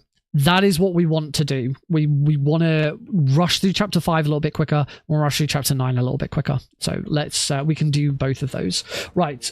Before we do anything else, though, we also need to do a couple more things. So I need to go to my file system. Yeah, look, it's all my thumbnails.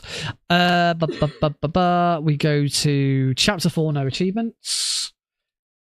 Copy this and paste it into remotes. Paste. Hopefully it allows me to. Yes, it does. So we just overridden my chapter 4 save.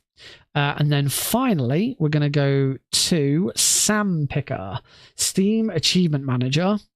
It's going to load all of my games. We're going to go to U for UnMetal, open up UnMetal. We can close this. We might as well leave this open now and then click this lock all achievements button and commit changes. There we go. So now all of my achievements in UnMetal have now been locked again. You go back to the screen and immediately see they've all locked. And my chapter 4. Yes, I still need to load my chapter 4 save. Or do I? No, I should still have. No, I should still have the same. No, I'll still have the same minefield. As long as I start a new game, this shouldn't be a problem. In fact, yeah, I don't think I actually needed to. I don't think I needed to do that. But oh well, I did it all the same. Right. Yeah, we should just be able to go. I've not really considered the fact that I really don't need to do a lot of that stuff. Right, so back to our speedrun scene. Oh, and before we start, there's one thing I need to do for my vertical stream. First of all, I need to go back to the UnMetal scene, but also I didn't realise that on my vertical stream, which is specifically set up for UnMetal, half of the items and stuff are in the wrong places. So actually, I will load that chapter 4 save since I've got it, and it's... Oh, and the game crashed. Okay, maybe the game doesn't like... I think that might... waiting, huh? All right. Thanks, Rorschach. Perhaps the game doesn't like having everything reset whilst it's still open. Yeah, maybe I won't do that in the future. I think I've tried to load it again. I've got so much shit open on my taskbar. UnMetal. Load my game, please, Steam. Weirdly, I'm trying to load UnMetal and it's just pulling open the Steam Achievement Manager for it. I'm going to close that because maybe that's causing a problem now. UnMetal. Okay, now it's loading again.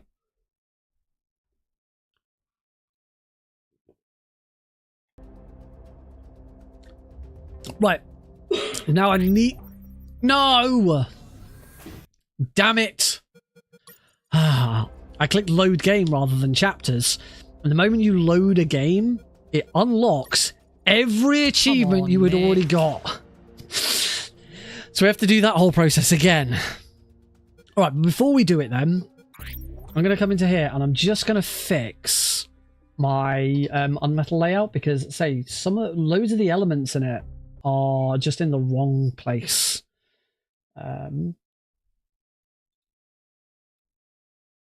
It's really difficult to do this because UnMetal will always pause when...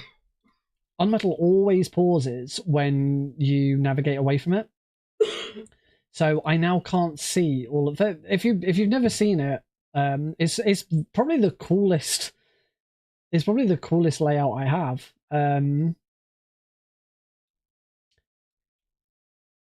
So it's like the main game window. Right, hopefully that's it.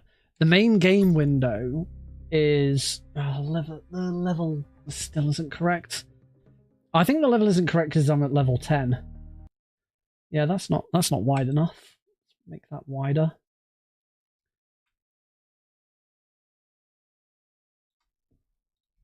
Hopefully that's it. I can't see. Ah! And then click. Oh, okay, I need to make it a little smaller.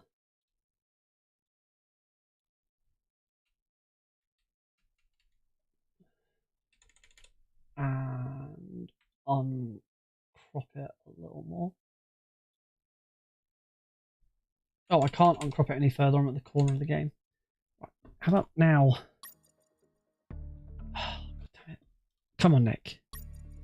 That'll do. Right, it's fine. So yeah, if you obviously if you're watching on the horizontal stream, you don't actually get to see the really cool UnMetal vertical stream that I've got. But basically, I use some of the UnMetal assets, have the gameplay right in the middle of the screen, but then all of my inventory and stuff that appears on the right hand side, so my level, my health, a timer, my current item and my current weapon are all in their own little boxes. They're a bit skewed, actually. I don't know what's happened to this layout. I don't know why this layout's gone really weird.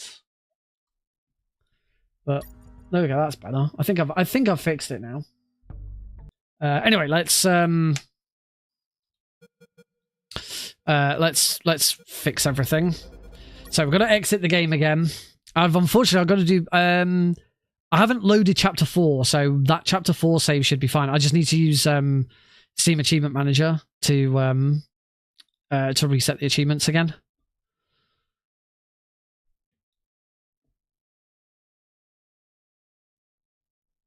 I really should. Now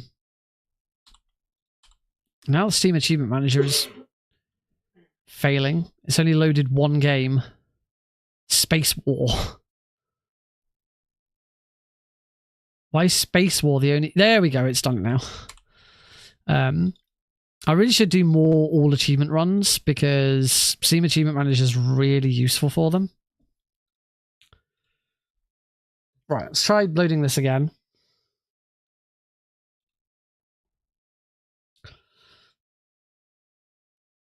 I've always said I was going to do all achievements in Metal Gear Solid 3, but I never got around to it. I'm just going to... Before we go any further, I'm just going to take my t-shirt off. Don't tell Raiden. I'm going to take my jumper off because it's really warm. Don't worry, I have got a t-shirt underneath. I'm not...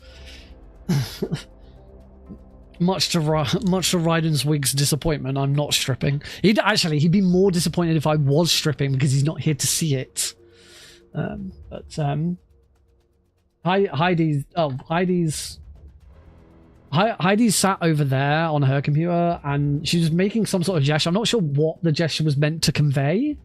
I'm assuming it was meant to convey something around the idea that, I don't know, she'd want to see it. Oh, yes. Okay, she would want to see it. That's good. That's good. There's always a little bit of me that's, worried that, oh no, she wouldn't want to see that. But it's good that I've got a wife who does still like, enjoying me. I think that's a good way of saying it. One of my favorite t-shirts on today. Dad bod, thanks. One of my favorite t-shirts on today. This is my my Cornetto trilogy t-shirt. Shaun of the Dead, Hot Fuzz, my favorite film of all time, and The World's End, which is good. It's not great. It's not as good as the other two, but World's End is still good. Every time I wear this t-shirt, Alex, at some point, Alex will come up to me and he will just ask over and over again, "Who's that, Daddy? Who's that, Daddy? Who's that, Daddy?" And you do all three of them over and over and over again. He'll point to, "Who's that, Daddy?" That's Sean. "Who's that, Daddy?" Sergeant Nicholas Angel. "Who's that, Daddy?" Gary King. "Who's that, Daddy?" Sergeant Nicholas Angel. "Who's that, Daddy?" And he'll just keep going over and over again. And eventually he'll get bored and stop. But every time I wear this t-shirt, he does it. Right. We can begin. So we've got painful moments. It is horrible. It is one of the... And he doesn't die. Like, if that happened to you, wouldn't you just want to die?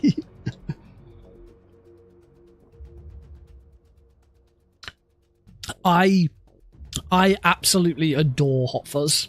I say my favorite film of all time. Second favorite film. I think my second favorite film of all time might have changed now. And what used to be my favorite film of all time is probably now third. Before Hot Fuzz, I always said my favorite film was Lock, Stock and Two Smoking Barrels, but I think that's now third because I think my second favorite film ever is Guardians of the Galaxy 1. I love Guardians of the Galaxy. 2 and 3 are also good, but just nothing compares to how good Guardians of the Galaxy 1 was. All right. Let's do this. I should probably try and do a bit more marathon style practice commentary as well. As usual for my marathons, I will be solo commentating. Oh, what? Oh, that sucks. I'll be honest, I'm not overly happy with either of them at the moment. Like, I really like Simon Pegg. He is one of my favorite actors. Mainly because of the Cornetto trilogy, but also because of the sort of like Star Trek, and some of the other things that he's been in. But he's signed on for this Harry Potter audiobook, and Nick Frost is playing Hagrid in the new Harry Potter HBO Max series. And it's like, okay, you know where I'm going with this, so we don't need to discuss it. Also, because Heidi's here, and Heidi doesn't like talking about it. Please clarify. Sorry. Heidi's just say please clarify, because otherwise it makes it sound like a transphobe. Heidi is a very big Harry Potter fan. She loves Harry Potter. She always has done. So she finds it very difficult, the fact that because of JK, she is absolutely not supportive of JK Rowling at all, but she still very much likes Harry Potter. So it's quite kind of difficult to deal with. So it's an awkward situation for her. I used to be a big Harry Potter fan, but I sort of grew out of it. I still like it. I still continue to love Daniel Radcliffe. Harry Potter made Daniel Radcliffe's career, and in my opinion, Daniel Radcliffe is one of the most interesting actors in Hollywood. Daniel Radcliffe, every single thing Daniel Radcliffe has done since Harry Potter has been far more interesting than Harry Potter. Horns was a weird one. He was still very good in Horns, and the Weird Al. I'm also a huge Weird Al fan. Heidi and I saw Weird Al live 2 years ago, I want to say. I've still not seen Swiss Army Man. I really, really should.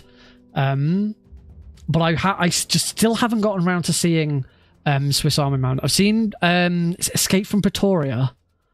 I think that's the name of the film. Heidi's nodding her head. That was an interesting film that he was in. We both, Heidi and I both unapologetically love the Now You See Me films, where I kind of want to see Now You See Me. I don't think I ever saw either of the other two Now You See Me films in the cinema. I kind of want to see Now You See Me 3. It's probably going to be bad because they're not actually that good. They're very lazy and they're very CGI, but they're just funny and they're just a bit of a laugh. And he was great in the second one. Same as there was a film with Sandra Bullock at Lost Island. The Lost Island was it? Yeah, Heidi and I watched it. Did we watch it on our way to? We watched it on our way to GDQ. No, we watched it on our way to our honeymoon. We watched it on our way to on the way to our honeymoon. Daniel Radcliffe plays the villain in that, and it's an awful film, god awful. I hated it, but and Heidi's now flipping the bird. Well, no, she's putting two fingers up at me because she really enjoyed it. I thought it was terrible. I thought it was one of the worst films I've ever seen. But Daniel Radcliffe was still a laugh in it, and he's great. I still need to watch Swiss Army Man. Weird Al was amazing, and his take on in that film was. I mean, he won an Emmy. I think he won an Emmy for his performance as Weird Al, or something. The Weird Al movie won Emmys, but I can't remember exactly what for. It might not be that Daniel Radcliffe won an Emmy. I think it was the film won an Emmy for something like either short film or straight to TV film or something like that, because technically it was. I don't know, but yeah. Weird Al actually pushed the production company, or pushed the publisher. I can't remember who published it, to do a limited movie release, because if they'd done a limited theatre release, the movie would have been Oscar eligible, but the company said no. But yeah, the man has won a Grammy and an Emmy, which is pretty good going. But by far, my favourite Daniel Radcliffe film is Guns Akimbo. Absolutely insane, so stupid. It is such a stupid idea for a film, but everyone plays it so serious and so on point, and just like, if you've not seen Guns Akimbo, it's a very, very simple hook for it. The world in which the film is set is a world where there is a reality TV show where people kill each other. So someone is set as a target, and other people have to try and kill that target. Daniel Radcliffe plays a computer geek who goes and trolls on online forums and pisses the wrong person off. One day he wakes up after his house gets broken into, he gets knocked out, and he gets put into the game, and he becomes a target for hunters to find. The final hook with it, though, is someone has used an electric screwdriver to permanently bolt 2 Uzis to each of his hands. That's the film. So he's permanently holding 2 Uzis which he cannot remove, and he is being hunted by people in a game show. It is the weirdest, dumbest plot for any film ever, and it's fucking brilliant. And it's by far my favourite Daniel Radcliffe movie. So yeah, there you go. There's a bunch of Daniel Radcliffe movies to watch instead of Harry Potter. Oh, and Miracle Workers. Heidi and I are on the same level. And then Miracle Workers is also pretty good. Heidi and I, we've been watching through the final season of Miracle Workers. Season 4? Yeah. Which is the end. I think it's the end times or something like that. Where it's set in like post-apocalyptic sort of Mad Max style world. And we've struggled a little bit with it. It's not been as strong as the other seasons.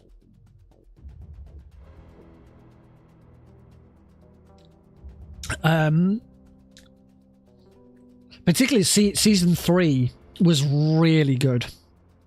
Season 3 probably has the weirdest, most crazy out there thing Daniel Radcliffe has ever done.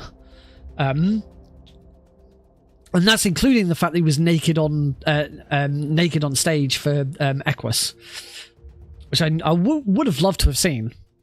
Not because Daniel Radcliffe was naked in it, but because it was Daniel Radcliffe live in Equus. Equus is an amazing play. I've seen an amateur production of Equus, which was brilliant, but a professional production of Equus would be incredible, particularly with Daniel Radcliffe in it. Also, in Equus, everyone bigged up the fact. Oh, actually, sorry. I have seen the production of Equus that Daniel Radcliffe was in, but it wasn't the original cast. So it was the same production, exactly the same set and everything, you know, the same team and all of that, but it was like the follow-on cast. It wasn't the original cast, it was a different cast. The thing with it is all the marketing and all of the hype and buzz around it so bigs up the fact that Daniel Radcliffe was naked, and it completely ignores the fact that the female lead is also naked in it at the same time. So yeah, I saw that as a teenager. That was interesting. That was interesting for teenage Nick to experience. But great play. Absolutely loved that play. Anyway, on to what we're actually doing. Well, that was a nice little segue about Daniel Radcliffe and films and stuff like that. How did we get that? I can't remember how we got to that point. Oh yeah, Simon Pegg, Nick Frost t-shirt. There we go. We swing back around. I've got an UnMetal t-shirt, and that's how we get back to UnMetal. All right, let's do this. And as I say, I should probably actually have a bit of practice at doing some marathon style commentary for this, because I haven't really done that in a little while. And I'm a little all over the place with it. So I'm going to give it a go. So if you've never seen this one before, if you've just joined in, you know, you didn't see the run earlier, you haven't seen this one before, now's a great opportunity to learn about it, because I'm going to try my best. I always have a different mentality when I'm actually in a marathon run, and it always goes a bit smoother, but we'll see how we get on. All right, so this is UnMetal All Achievements. We have to play the game on hard because there's an achievement for completing the game on hard. So we are going to get started in 3, 2, 1, go! So level 1, chapter 1. We start by combining a couple of items. We grab this key from this guard and we get out of prison. There's a lot more going on there, but it's over very, very quickly. So for all achievements, we have to pick up medals to unlock challenges. That challenge was to complete the first chapter. Here we have an option of how many guards we want at the checkpoint. We're going to pick 2. Because we want to get XP early, and this is relatively easy XP to get. So every time we defeat a guard without them seeing us, I'm going to wait for that guard to sneeze. So like this guard, he's not going to see me, and I'm going to knock him out. So we get XP. For the first few levels, we're going to be getting every single bit of XP that the levels have to offer. There is kind of an optimal XP level to have throughout the run, and that's what we're going to be aiming for. Here we're going to grab we're going to meet up with Colonel Harris for the first time, and then we are going to get a bandage, which we can use. We actually won't really use that bandage much. We might use it towards the end. So here we are just getting some more XP, knocking out these guards. This guard has got a radio. Our current objective is to get a radio for us and a radio for Harris, so that we can obviously chat. Have a nice little chin wag. We unlock the challenge to collect 15 secrets. That's secret number 1 of the game. That's stamina. So we have one secret down, 14 to go. So that's something that we're going to work on throughout the whole run. So we combine the unencrypted or encrypted computer pack, whatever it is. I know we craft an encrypted radio. We need to get another one. I'm gonna lure that guard over here because the other guard was very close to him. There we go. That was weird. He didn't see me, which was quite nice. Right, I'm gonna play this safe. Oh, he's gone all the way up. So we're gonna. And this guy's got a handkerchief on him, which I need these handkerchiefs, so we'll get that. And whilst I'm here, we'll grab the challenge unlock for Sergeant. That is to hit level 2. Don't want this guard to see me, so we're going to do that. We're going to kick him over there. And that is level 2. So that is our first achievement has been unlocked. We have reached level 2 and got Sergeant. We're going to take Sprint because it allows me to run faster. And obviously in a speedrun, that's very important. One of the achievements we're going to be working on throughout is called Knock Knock, which is to destroy all 15 toilet doors in the game. So there's the first 2. Not every toilet has a breakable toilet door. Most of them do. So this guard, we kind of need to sort of lure over. Oh, that was good. I didn't get spotted by him. Coming to here. This guard doesn't have XP on him, so it doesn't matter. It doesn't matter that we get spotted by him because he's not got any XP anyway. We can now craft our first lethal weapon, which is going to be a slingshot, which we use these depleted uranium balls to fire. Got a guard here, so we'll just wait for him to pop down here, knock him out. Beautiful, that's some really nice RNG. The guards in this game are RNG, their placement and their patrols. They usually have specific patrols, but where they start those patrols is usually random. So that guard being in position to hear me knock the first guard out and then come around and investigate is spot on. It's what we like to see. We have a guy here who's in prison. He says, no, not that box. You want to break that box because there's the key inside it. So we're going to get that key. That's awkward menuing. Open here. We get our second potty and a challenge called Potty Time. That is to collect all 5 potties in the game. Potties are portable save points. So you can use a potty, as long as there's no enemies on screen, you can use a potty at any time to save the game. Very, very useful item. These 2 guards, there is a way of like using that bot, the guard we knocked out, to distract these guards, but it's easier and less messy to just do it the way the game intends. Wait for them to start laughing and then run up, knock them both out. We need all of the items out of here. So we've got a rope, we've got some depleted uranium balls, and some sunglasses. We're going to keep these sunglasses in our inventory. We're not going to use them until Chapter 9. We're on Chapter 1. We will not use the glasses until Chapter 9. But this is our first boss. Oh, this is Grenade Guy. So called because he throws loads of grenades. It's, ow! Oh, and he just killed me. Whoops. Let's try that again. So yeah, Grenade Guy kind of like straight out the Hideo Kojima book of how to name characters.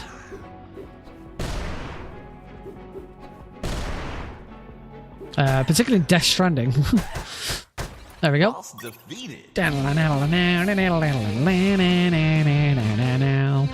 that is all the XP and all of the enemies from the game. We get a hook, which we can now use. And challenge unlocked, sort of childish, don't you think? That's for defeating 5 guards using the slingshot. We will do pretty much all of that. Bar 1 guard in Chapter 9. And then we pick up our last challenge of Chapter 1, Incontinence, which is complete the game without using any potties. So we have to collect all 5 potties in the game. We're not allowed to use them. So that's the end of Chapter 1. We got all 18 XP. We got the one and only secret. And we also got an unperfect rank. So perfect is for getting all XP and all secrets. Unperfect is for completing some hidden developer challenges. Chapter 1 is the only chapter we'll get unperfect in, and that was because I didn't take any damage. Now, technically I did die, but because we then loaded a save, that death, the damage that I took from that was kind of removed. So yes, that did count. We have our next boss here, Sergeant Roscoe. We can't get to him, so we're going to punch this globe at him.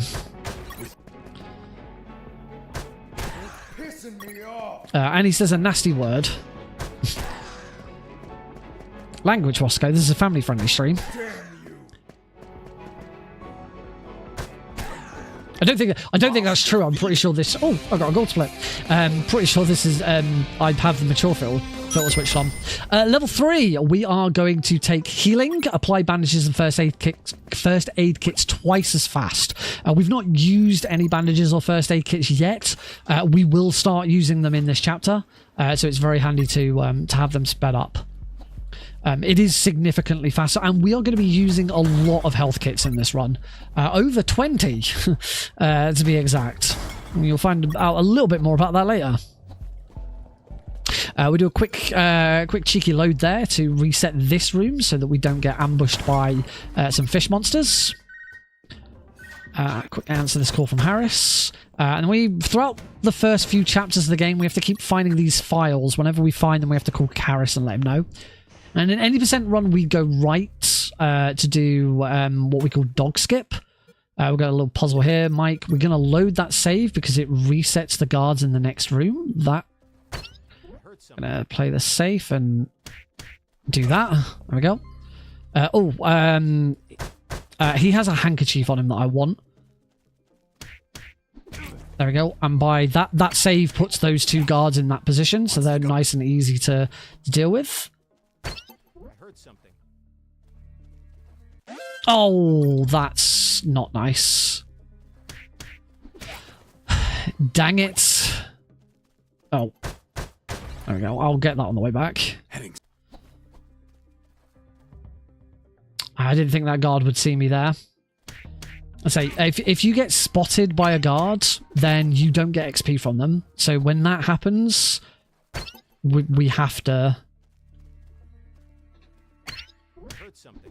blah, blah, blah, blah, blah.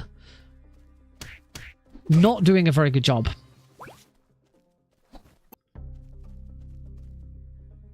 So that guy's going to stop. Wait for him to just walk up.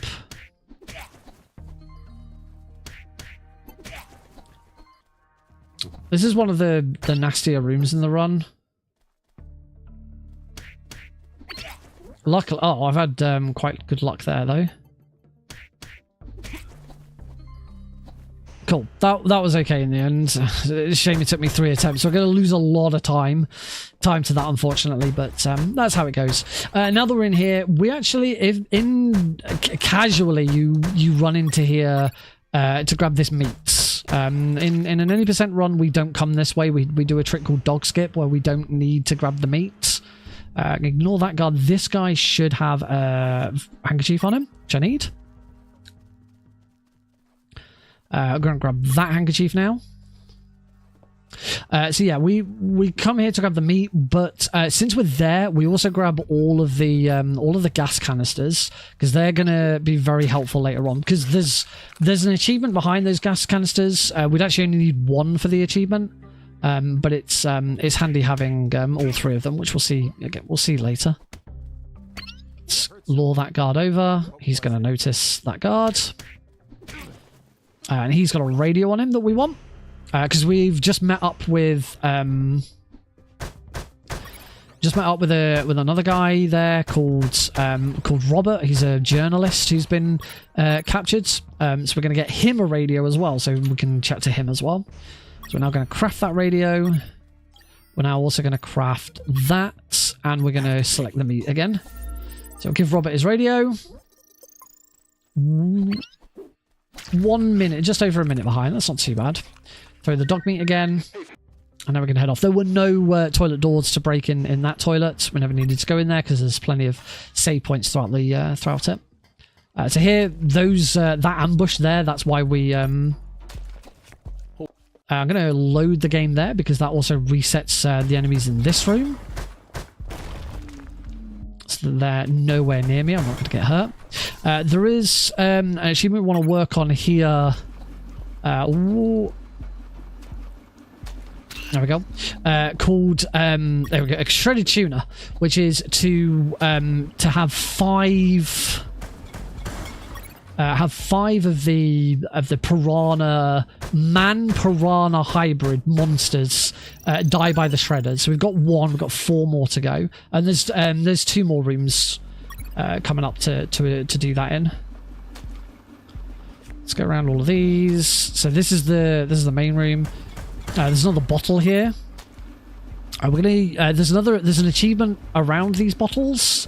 I'm just gonna get a couple of these to come over here so that they get killed by that. So that's 3. So I've only got 2 more to do, and we'll get both of those in this room. So it's 2 here. There we go, and that's done. So that's shredded tuna. There's actually 1 more here, which will probably also die. We're done. Cool. Alright, now we're going to run away from some man-eating squirrels.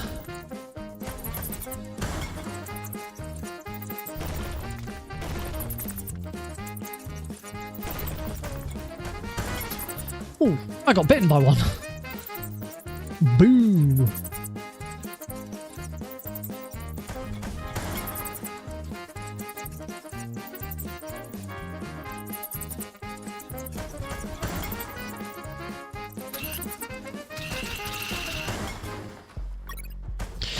Challenge unlocked. The smell of napalm is to craft a Molotov cocktail. That's why we collected all of the fuel. We're actually going to craft 3, which is the max number of Molotov cocktails you can craft. And then we get to use those in Chapter 3. It's going to speed up 2 of the bosses. So we're going to do that now. So 1, 2, 3. Worth noting 2, 3. I have got... Oh, that's awkward menuing. I have already got one more. I've already got one more handkerchief. I don't need to collect a handkerchief in Chapter 3. As we've crafted the flamethrower, which we use to break these, and we're also going to get ambushed once again by these squirrels. We can fight back this time. Ah, I took a lot of damage there. You'll notice there's a meter above Jesse's head. If that meter fills... Yes, it does, because the flamethrower explodes. So we have to quite slowly use the flamethrower. Sort of little short bursts. Just going to throw one of those back.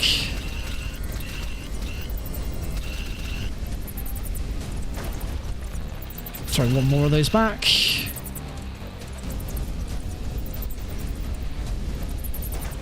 Yeah, as long as we're like letting that meter go down a little bit each time, then we're fine. Oh, that was close. We've got our next secret in here. We can use the flamethrower to break the rubbish as well. Now I actually have, I believe I have 6 health kits. So what I'm going to do is I'm going to quickly use this one and then grab another one. Oh, there we go, do that. Probably not necessary because I'm gonna get we get health kits in the next chapter anyway. Probably the most annoying achievement in the whole game is this one for sewer junk. It's cold as ice. You can see the medal over on the left hand side. I do have to collect that medal before I beat the boss, otherwise it won't count. But as you can probably guess with how I'm trying to defeat sewer junk, the idea with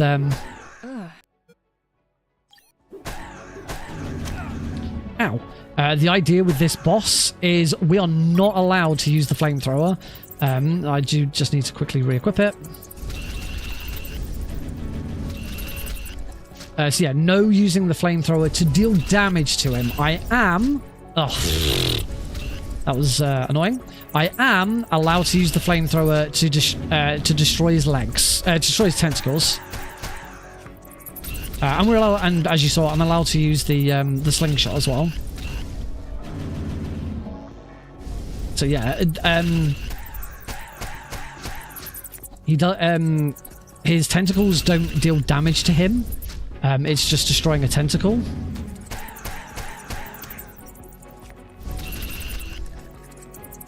And we just have to keep going, rinse, repeat until the boss is done. It's one of the achievements in the game that adds so much time to an already quite challenging boss. The fact that this is the boss for Chapter 2 has always been a bit baffling because it's one of the hardest bosses in the game.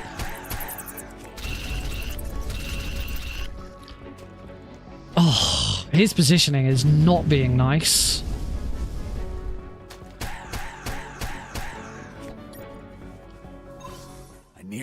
Here we have to say that that it broke apart. Oh, back in this corner again. Okay, that wasn't too bad, except for his positioning. The RNG was not nice there. And we hit level 4, so we've got Lieutenant. We want to take Rolling Thunder so we can roll quicker. Don't need to worry about my health here. I've got plenty of health packs, but we're going to get a health refill in the next chapter anyway. So that is the end of Chapter 2. 117 behind. We've hopefully got time to fix that. We'll see. Alright, Chapter 3, In the Lion's Den. take that guard out. Nice and easy. We'll get a call here. Grab this medal to complete chapter 3. In here, we have got 2 more toilet doors. We've got our 3rd potty and a save point, which is very handy.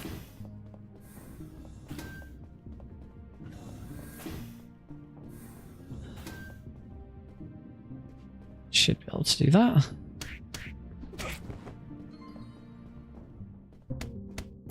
If I just keep punching there. Nice. I don't need the Oh, wonderful. So that's both of those guards taken out. I've got 5 health kits, so I do need to collect 1. So we now get our health now goes back up to full. We can unlimited health kits in that medicine cabinet. We get our next challenge, which is heal 20 guards. So Jesse is he's not a mercenary, he's not an assassin, he won't let anyone die. He is not a killer. And so as a result, we are not allowed to kill anyone. And if we ever shoot someone, we have to heal them. We're going to do that 20 times throughout the run. So chapter 3 is a really good opportunity to do it, because there's lots of guards, we get lots of ammo, and we can refill all of our health kits. Can't do it here because there's 2 guards. We can do it there. We'll get some ammo. Don't need to worry too much about ammo in this level, because we're not actually going to use that much. But there is a little bit in here which is handy to get. We get bullet slot. Bullet slot allows us to carry 1 extra bullet. We need 10 of them altogether for an achievement later in the game. And of course the run is routed to get the 10 most optimal. I believe there's either 13 or 14 altogether in the game. But we only collect 10. Because we only need 10. Next achievement is Rage Against the Machine. Punch 10 drones. Unfortunately, we're kind of at the whim of the drones here. Like, if they move far... Ow. If they move like that, there's not a lot I can do.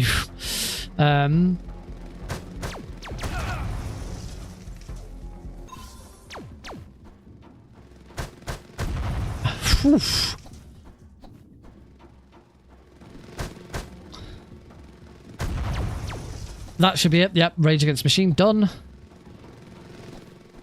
We really don't want to have to deal with any of them in here. Now we do want our Molotovs, because this is Megatron, who takes a bit of a beating in any % runs. But as you can see in an all achievements run, very, very easy thanks to the Molotovs.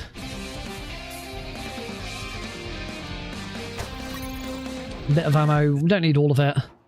So yeah, Molotov cocktails, fantastic. You wouldn't use those in an any % run. They are you use them in perfect and unperfect runs. But yeah, really handy in all achievements. Here we have our one and only intentional death of the run. There is an achievement called Collateral Damage, which requires you to die by tampering with items in your inventory. So we combine sodium and water, and for some reason it explodes. That's it, done. Achievement unlocked. What we're actually supposed to do is combine those 2 items and that, and now we have a chloroform handkerchief. So 1 part chlora, 1 part form. We create chloroform and then combine it with a handkerchief for a chloroform handkerchief. We get our next achievement, which is called Good Night.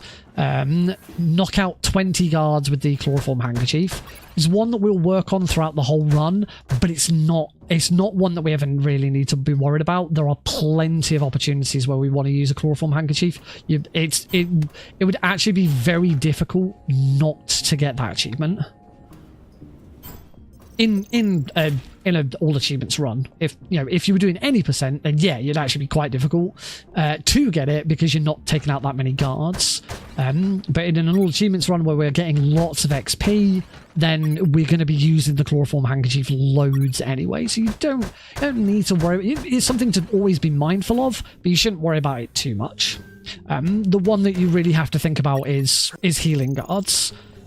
Every opportunity you get to heal a guard, you need to be healing a guard.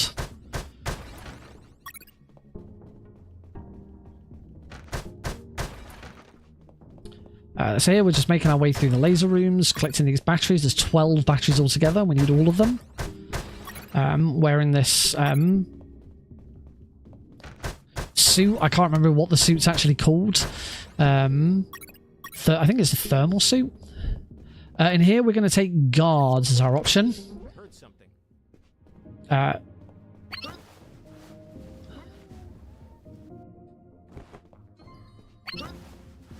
Okay.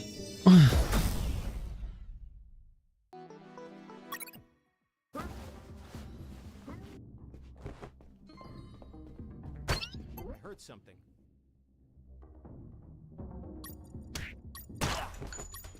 Cool. I'll heal that guy.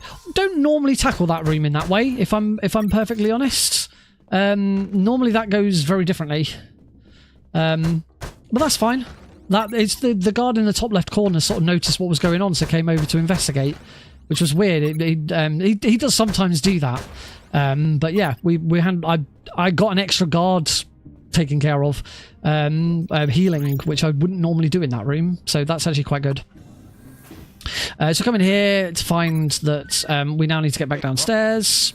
And we have a challenge called There in 60 seconds. We have to get to the ground floor in 60 seconds. Very, very easy. We will have a couple of guards. In fact, we'll have 4 guards to heal on the way. But there are plenty of health kits to grab as well in order to do it. So it's getting there in 60 seconds is not difficult. So, pick up both of them. There are 2 health kits here. I only have 1 health kit left. That's annoying. So, normally I'd have enough because I wouldn't have taken out that other guard. But, oh well, it's done. I've still got the same amount of guards healed as I would normally do.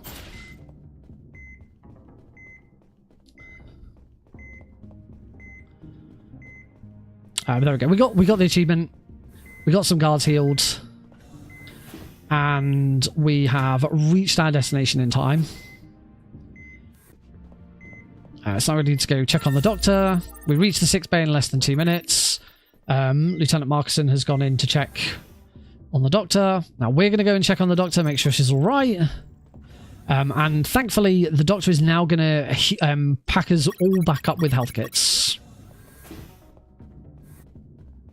And now we're going to fight Lieutenant Markison. Hopefully RNG's on our side and he goes the way I want him to, which he hasn't.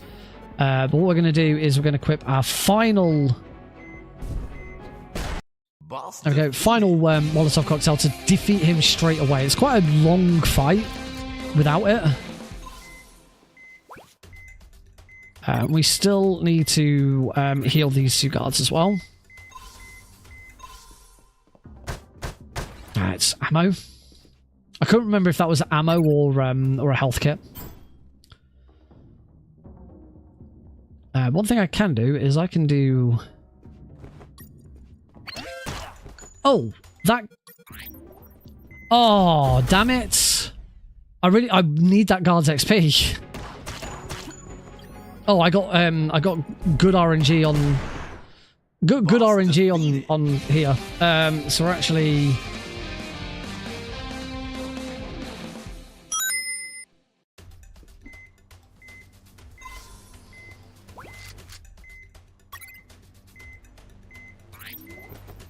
Right, try this again then. Yeah, I got spotted by that guard. Usually I'd actually deal with this guard on the way in. But I figured I actually have a good opportunity to do one more heal if I do it that way. Okay, so we're a little behind as a result of that. But hopefully we won't be 3 minutes behind because we're going to fix everything else that we did.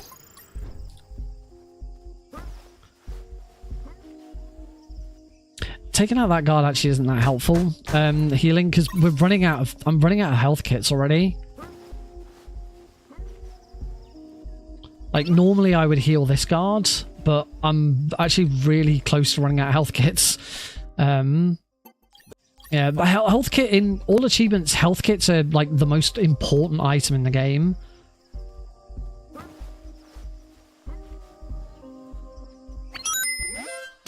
Oh, what? Okay, luckily that wasn't that far of a save. Well, I normally take out and heal that guy. But I want to keep one health kit. So I'll do that guy instead. Now for the minefields. The minefields are quite nasty. A single mistake means I have to go back quite a bit. And I also have to run to get that. But I know where the mines are because I've loaded a save that has the same minefield that I always get, so I always know exactly where to go. Final minefield screen is here. Okay, we're through. Now we just get to go for a nice run around the jungle. It's quite a long little run around the jungle. Long little run around the jungle. Oxymoron right there. We just have to run around and spot that skeleton 3 times. As long as we move as far away to the furthest screen away and then run back to it. So back up here. One more. There we go. Back off again. Go see it one more time. Jesse's an idiot. And thinks 3 people have been killed, and he's coming across 3 different skeletons rather than the same skeleton 3 times. He's not very clever. So we saved ourselves 1 health kit. Normally I'd actually come into here with 0 health kits, but I kind of want to start playing this section a little bit safer.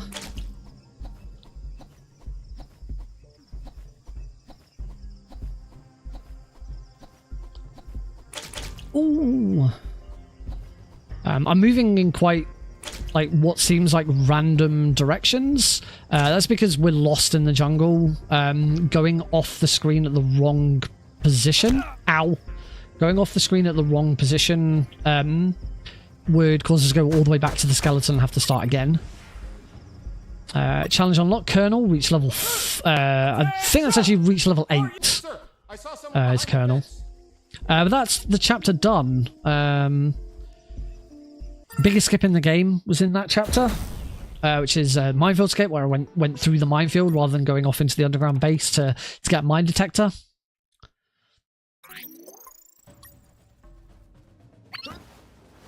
Now we're in the barracks. This is quite a slow level.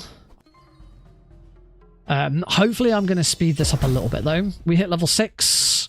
We get a lethal weapon. Guns deal more damage. Not really very helpful right now, but here we'll just wait for this patrol to pass.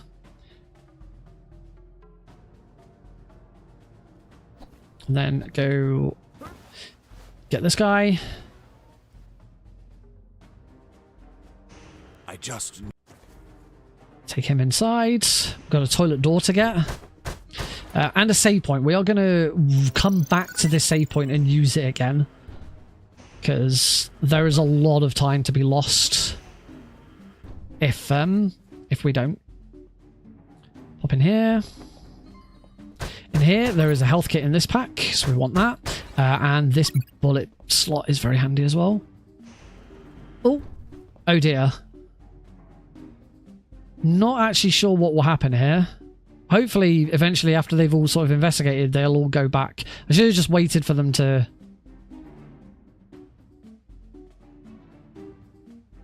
I think that means the patrol is dead. Oh yeah, I'm screwed. I should probably just load my save. Yeah, I'm just going to load my save. Yeah, that's what you don't want to do with the patrol. You don't want to get into that situation. So let's try this again. There's just some ammo in the bottom right box. We don't need that. So patrol's already passed. That's fine. Keep moving. Now, grab this guy. Bring him to here. You'll notice that I some rejoining balls there for reasons. You notice that I drop the guard on the floor before taking them inside. If you drag a guard inside a door, the animation's really slow. It's actually quicker to leave the guard on the floor. So I now need to take out this guy. And we can do that like that. Nice. Yeah, it's much quicker to drop the guy on the floor and pick him up than it is to drag him in. Okay, grab all of those.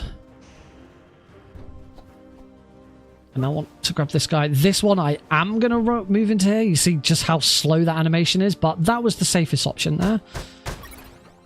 Here we don't, there's a health pack. Damn it! Oh, that's a massive time loss. So unfortunately that doesn't work. Oh, such a... it's just bullets. Well, that's... Any time save I was hoping for in this chapter is now gone.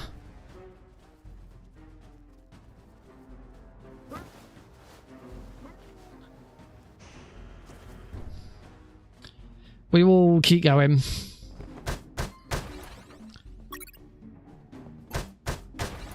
Okay, bullet slot, we definitely need that. This achievement we actually don't need. I'm pretty sure. I think in my world record run I don't get that stamina, because it saves a little bit of time. Oh, that guard has spotted us over here, so he's going to come and investigate. So we're just going to wait for him to start moving back, which he is doing now, and that means I can take him. Take him.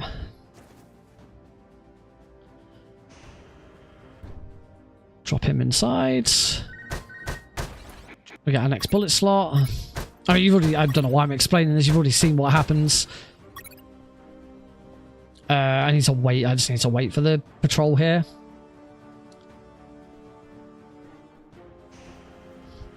Okay, this guard is now looking this way. Perfect. So what we need to do now is we need to have this guard spot us, and then get off screen before he can call an alert in. Or this guard, it doesn't matter who. There we go, perfect. Just like that. Allows me to skip all of these guards. Ow. I want to say heal there. There's a toilet door there. But the advantage of... Oh. Yeah, I shouldn't have healed there, because now I need to heal here as we go in, because as soon as I go in, there's a save, and it stops any healing. Grab this permission slip, and there's a save. Oh, dear. Yeah, I probably should just load that save, because then it resets all the guards. Whoops. Yeah, we're 5 minutes behind now. This is not great. Oh, okay. I didn't think that guard would spot me.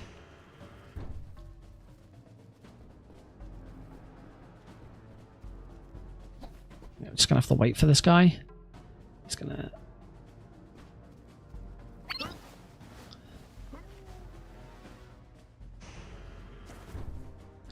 Into this hut, we need to come in here because we need this permission slip stamp him. So there's this whole like little There's this whole little submission about getting this guy's permission slip granted, which is really annoying. But it is... I heard something. Oh, okay, it's only back to here. But it is mandatory because the reward for completing this sub-goal is another potty. I heard something. Okay, so we don't get a chloroform on that guy. The guard that I put to sleep and left should be fine. Don't think he's going to get spotted by the patrol. If he does, then it's back to that save point. But I'm pretty sure if he was going to get spotted, I don't think there's a health kit in either of these. I think they're both bullets. Pretty sure if he was going to get spotted, yeah, he would have been spotted there. Okay, so hopefully we've got enough time with the patrol that's just gone past. It's going to go, like, do a big circle. I've got enough time to get into this toilet before they turn up.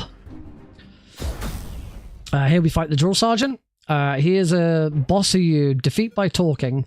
My stuff was stolen. There is a clue, and that clue is a place. That is how you defeat the drill sergeant. We might as well save it here as we're here. Only takes a second. And finally, we want to get that potty. There's actually a save there. It wasn't really worth... It's not really worth saving the drill sergeant, because there's a save there.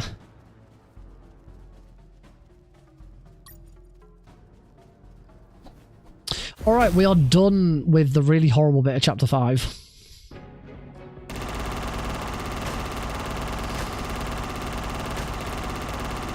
As much as you want.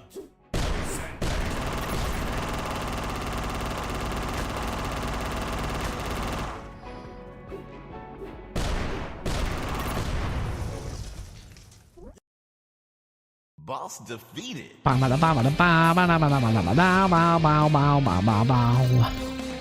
move on to Splash Mike. We have two achievements to get for Splash Mike. One is to together. Oh, great! Immediately take damage.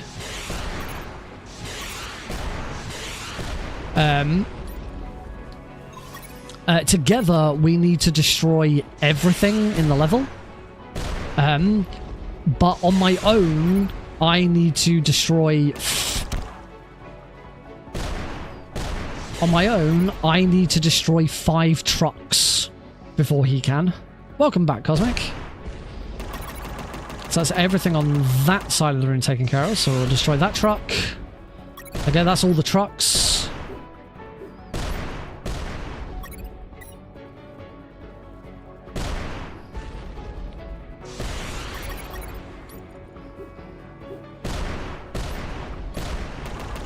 Ow! Just gonna wait for him to...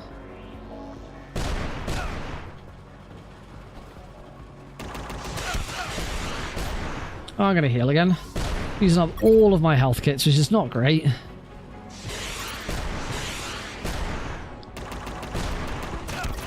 Oh! And that's everything. We've destroyed everything now.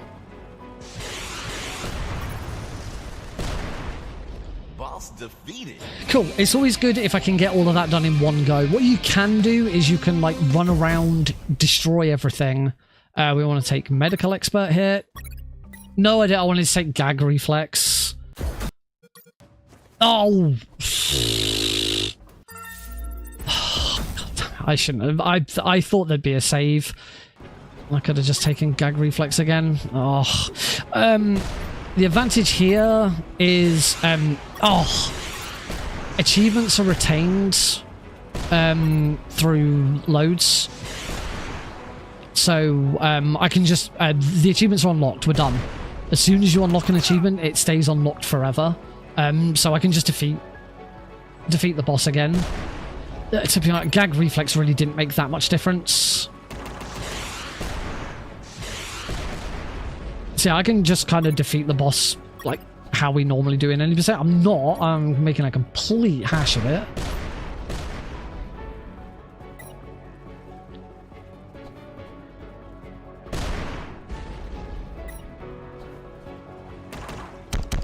Oh wow, my bulletproof armor really saved me there.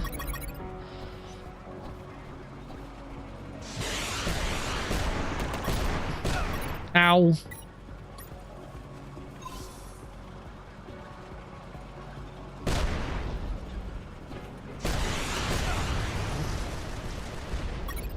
Boss defeated. Okay, that was awkward, and... Oh. Okay, yeah, gag reflex. Take out guards with... I would have been fine without it. I didn't need to. I didn't need to load that save. I can't remember what a medical expert does. Fuck.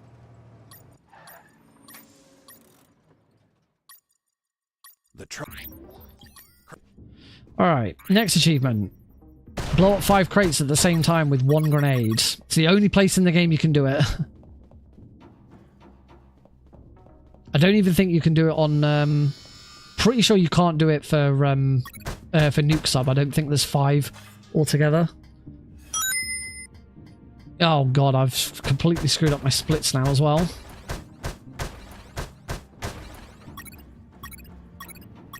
Yeah, I should be...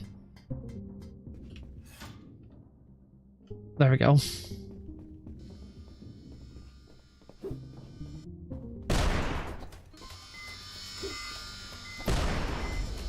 I'm just going to quit. There's a health kit behind here. I should really get that every time.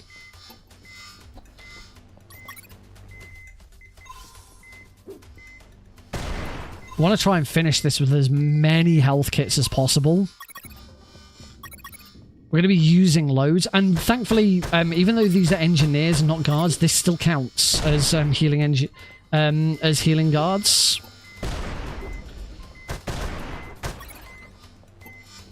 So this is 6 free guard heals that we get here.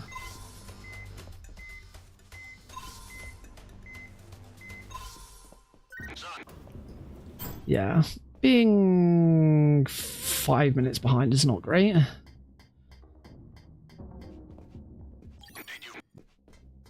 I didn't get this. Did I go down and get the secret? Yeah, I've got. Yeah, I did. How did I save?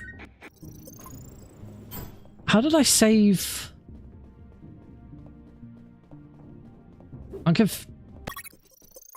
feel like I've missed something.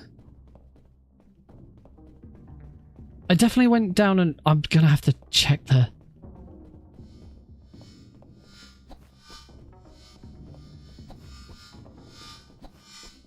I definitely went down here and got everything. I don't understand how I've suddenly saved so much time.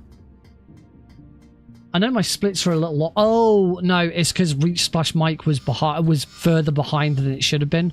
That's why. Actually, that's probably for the best, because I'm pretty sure my save is further along. Yeah. Yeah, that was worth it. Should have just done that. I should have just loaded a save. Oh, this is going badly.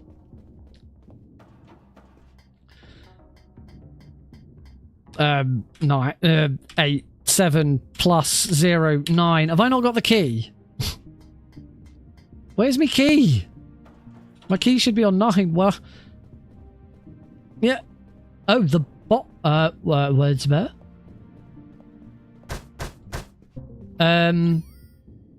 I don't have the key for the submarine, and the box that the key for the submarine in is missing. Oh yeah, that happens as well. Yeah. Because of a situation there where, like, I think I destroyed that box before the save. Yeah, this is a... I don't think the game expects you to throw a grenade at that box. I've actually softlocked the game. I've never seen this before because I've never loaded that save. But yeah, I've softlocked.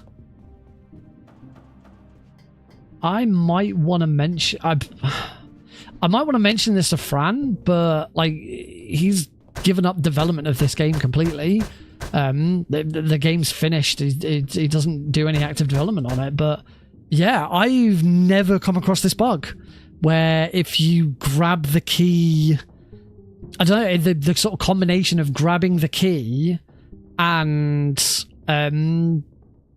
saving it at that time, the way it's worked, has meant that the game recognizes the box has been destroyed, so it doesn't respawn it. But presumably I didn't actually have the key when I said... Presumably when the game saved, the box had been destroyed and the key was still traveling in the air. So the game recognizes the box is destroyed. The game also recognizes the key is not in my inventory, but doesn't have the key anywhere. So yeah. No, absolutely not. No. Oh God. No, I've put that on L. No. I don't know if that causes problems. I'm gonna load chapter 10. Start. So yeah, that unfortunately. Okay, G and L. That's fine. My items are in the right place. Yeah. So there you go. I'm a soft lock, which is not, which I've never had before. I've never seen that soft lock before, which is kind of crazy. Time are we on? I mean, I've got time to do one more, but after that, I'm kind of a bit bleh. After that, to be honest, I don't know what else I'd do now. To be honest, I am in the office tomorrow, so finishing a little earlier than usual is probably not a bad idea.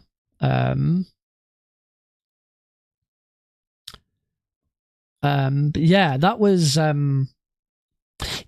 weird. I have never seen that softlock before. That was crazy. Boo. Sorry, I just quickly went over to Twitch just to make sure everything was all right, and just noticed that Games Done Quick has just gone live. So horrible. So horrible. So as many people know, I'm now a GDQ hotfix runner. I run a show called Fast Travel. We've been on a little bit of a hiatus for a month because of various events coming up. I've had runs because my show is on a Friday. If there's ever a big event on over the weekend, like GDQX and GD Queer that have been on, which are on the next weekend or this weekend and was on the previous weekend, my show gets moved to Thursday. Like usually like the Thursday, but like the Thursday a week before or a week after or whatever. So because of those two things and the event that I met, the one that got moved earlier, I couldn't do because I was at an award show with work. So yeah, by the time I actually have my next one, which is next Thursday, it will have been a month. The one that's happening next Thursday would have originally been scheduled for this Friday. But because GD Queer is on this weekend, it's been moved to the following Thursday. So my next episode is Thursday, the 6th of November. By the time it starts, it's actually Friday for me. Which is annoying for a couple of reasons. As I just said, for me, my show's technically on the Friday. My episodes are normally on a Friday, but by the time they start, it's Saturday for me because of time zones. Because for me, it starts at midnight. It goes midnight to 3 a.m. In America, it's 7 till 10. And obviously, I'm 5 hours ahead of the East Coast of America.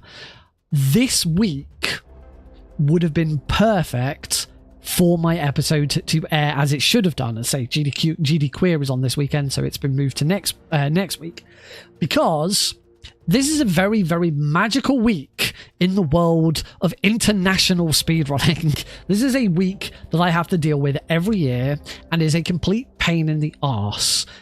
Especially if I've got events and stuff on. Luckily this time around I actually have no events on at any point during this week, so it's not too bad.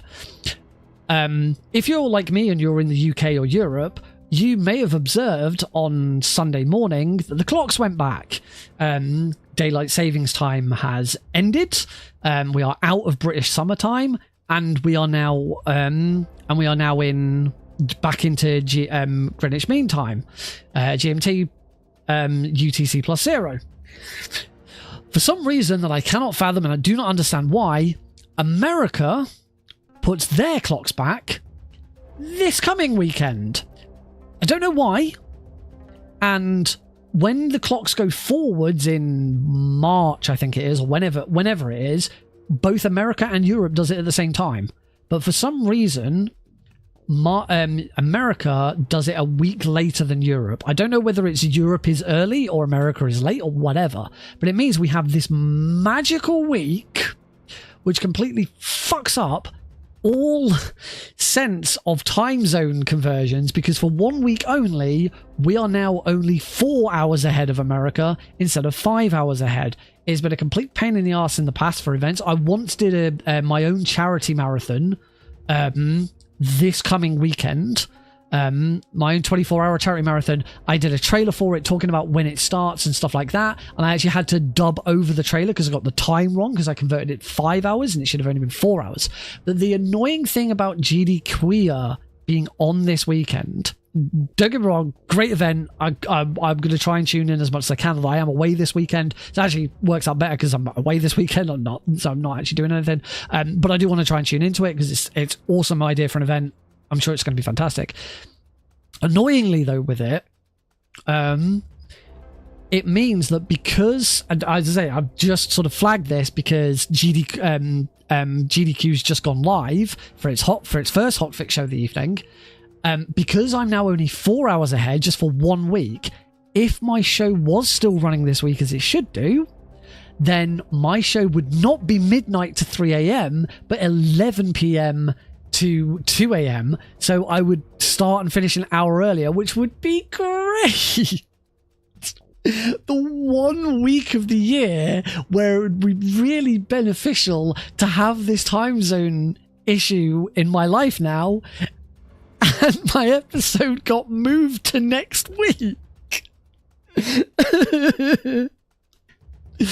I finally find a good thing with this time zone conversion, and it doesn't work. So what this means now is I have to make sure that I keep doing fast travel for at least another year, so I get another crack at it next year. I imagine if GD.A.T is popular enough, they'll do it at the same time next year. I do believe originally Prevent-A-Thon was going to be this weekend, but they moved that because of everyone's moved everything because of GD.A.T.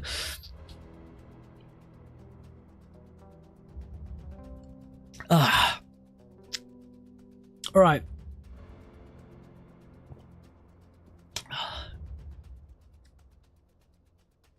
What do we do?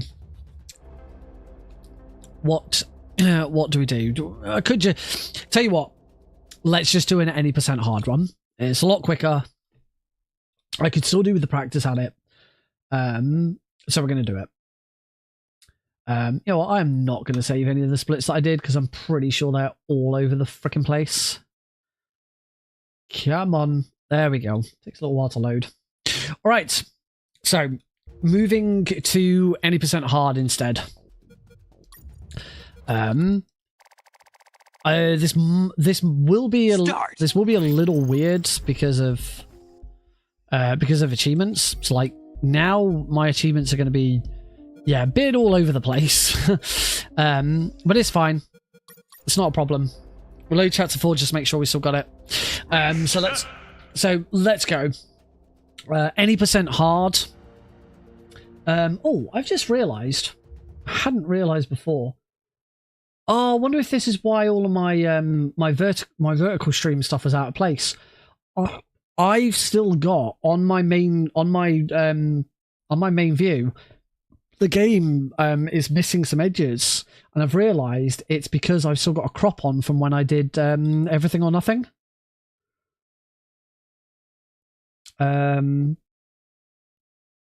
That's why, and that's why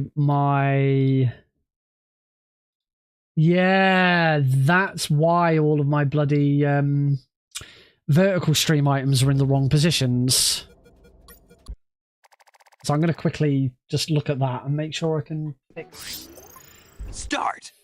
that. How does that look?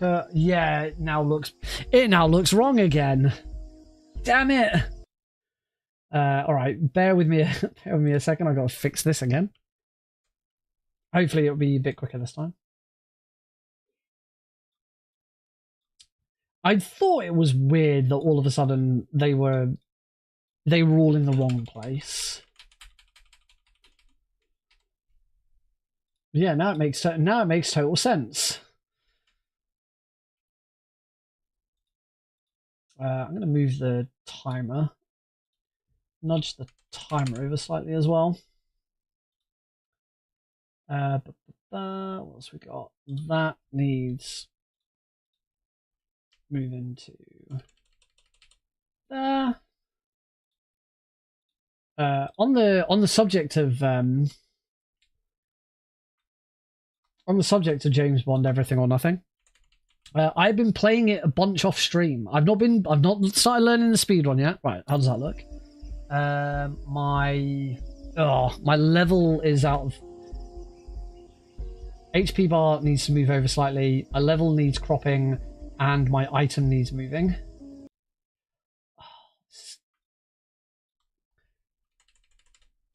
This is why it's such a pain in the arse.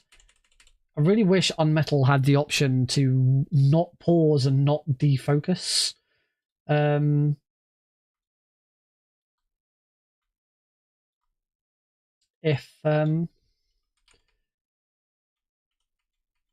If you navigate away, this is a right pain in the arse to do shit like this. Oh, thanks, Dan Pal. Oh, nice. Yeah, sadly I won't see you there. Because I'm at the Saturday matinee. But hey, if you're around in London, I'll be around. I won't be around in the evening. As soon as the concert's over, I'm coming home. So Heidi and I are going into London. I've got Thursday and Friday off work, which is really nice. So Heidi and I are going into London Friday morning. We'll set off. By the time we get in, it'll be Friday afternoon. My parents are coming down to look after Alex whilst we're away. Just one night. So yeah, we've got we'll be going just before Alex goes down for his nap. We'll say bye to him before he goes down to his nap because we didn't want to leave whilst he was in his nap and then he wakes up and grandma and granddad are there but mummy and daddy are gone and he doesn't know what's going on. So we're going to make sure we go before he goes down for his nap. So then Friday afternoon we'll just hang around in London, have some fun, have some food. For my birthday, I got a food voucher. So we'll find a restaurant that's redeemable at and have a really nice meal. Probably have quite a bit to drink because we're two parents with no child for the evening. So we'll probably enjoy ourselves drink wise. We've got a hotel in Hammersmith. And then Saturday we will find something to do sort of in the morning, obviously have breakfast and lunch and find something to do. And then we've got the matinee of the Metal Gear concert in the afternoon. And then we'll come home, hopefully get home before Alex's bedtime, see him Saturday night. My parents are stopping Saturday night as well. And then they'll head home on Sunday. And then hopefully on Sunday evening, I need to suggest this, on Sunday evening I'm going to be running a... because it's not my notage. Oh, we've disconnected. Oh dear. Have we only disconnected? Have we only disconnected from Twitch, or are we also disconnected from? It doesn't look like I've lost internet. Reconnection successful. Hopefully, are we back? I think so. Yes, okay, I've just gone to Twitch and I can see that we're back. Sorry about that. I just suddenly got a notification on OBS that the connection had dropped, but it got back pretty quickly. We're back. So yeah, really looking forward to this weekend. Obviously, Heidi and I don't get very many opportunities to hang out and have a night to ourselves and stuff. So yeah, really looking forward to it.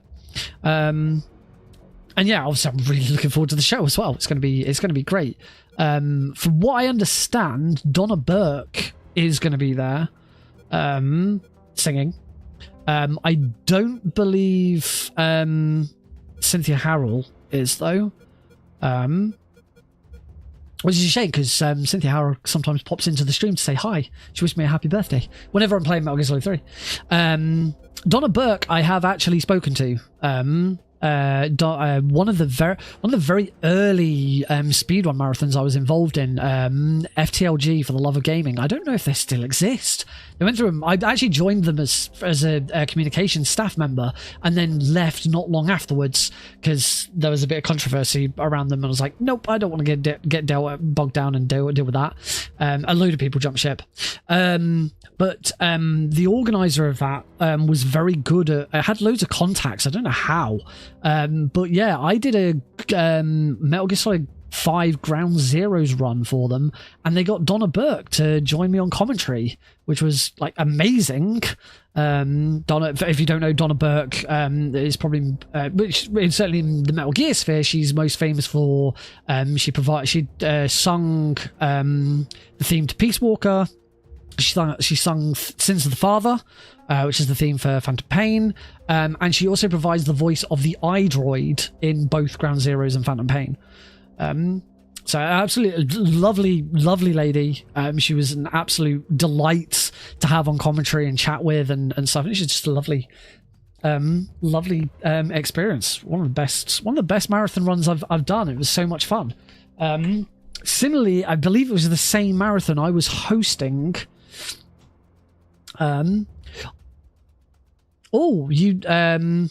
If Stephanie Jewson's there, that'd be awesome. I doubt Donna. I considered like trying to reach out to Donna Burke, but it was quite a few years ago, so I doubt she'd remember me. If Cynthia Harrell was there, I would reach out to her because she, as I say, I say regularly. She every so often, if I'm playing Metal Gear Solid 3, she'll pop into the stream and say hi. So if she was there, I'd definitely reach out because I mean I'm sure if I had a contact for Donna Burke, she'd probably remember, but I don't know if there'd be the opportunity to actually meet her in person. Stephanie Jewson, voice of Quiet, and also sung Quiet's theme. Lovely actress. That same marathon where I did the run with Donna Burke, I was hosting a run of Light Matter being run by Osmorn. I'm sure anyone familiar with speedrunning communities will probably heard the name Osmorn. But yeah, Osmorn was doing a Light Matter run, and they had two of the voice actors who were in Light Matter on commentary as well. So I was hosting, and the two of them were chatting with Osmond. So I was kind of only sort of dipping in to give donations and stuff like that. But like behind the scenes, I was just like, like so starstruck and trying my best to keep composed and keep it together, because the two of them, the girl who was in it had done a few other small bits. I think she might have been in she'd been in like some RPGs and other stuff. One of the things she talked about, she was actually the voice of a lot of children's toys. She provided quite a few children's toy voices, which was pretty cool. But she was still relatively young and relatively new to it. But the lead male, I forget the name of the voice actor, but he's most famous for voicing Agent 47 in the Hitman series. So I'm just like there behind the scenes, like I'm in this voice chat with them. I can't really talk because I'm the host and I've got to let them get on with it and sort of jump in when appropriate. But I'm just like there behind the scenes going, I'm in a voice call with Agent 47. It was really nice people, wonderful to work with. As I say, I don't actually know if that marathon is still alive. As I say, they went through a bit of controversy where it turned out that one of their lead, one of their head staff was a massive transphobe, and they'd known about some of the messages and some of the things that he'd been tweeting and saying in certain spheres, and they'd not done anything about it for 6 months. So when it then came out that the other organisers knew about this 6 months ago, that they were working with a massive transphobe, and this transphobe had continued to work with them side by side, loads of people went, nope, don't want to be involved with you anymore. It's bad enough that you've got this problem, but the fact that you've not done anything about it is just wrong, and just tried to hide it. It's just, yeah, it was just shit. So many people pulled out of shit. As I just joined them as a communications staff member. David Bateson, yes, that name does sound familiar. David Bateson, as I said, really nice guy. Anyway, let's do this run, and then let's call it a night. So this is, unlike what we have already been doing, this is any % hard. So we're going to try and blast through this as fast as possible. We don't need to worry too much about XP. We certainly don't need to worry about achievements. Some of them we're going to get anyway, because they'll come up naturally. But here we go. So yeah, this is how the speedrun is supposed to look.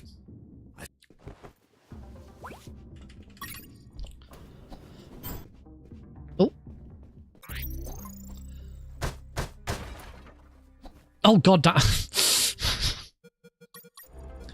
here's how the run is supposed to. So immediately got it in my head that I need to run up and grab the medal. The medal's not even there anyway. Right, come on.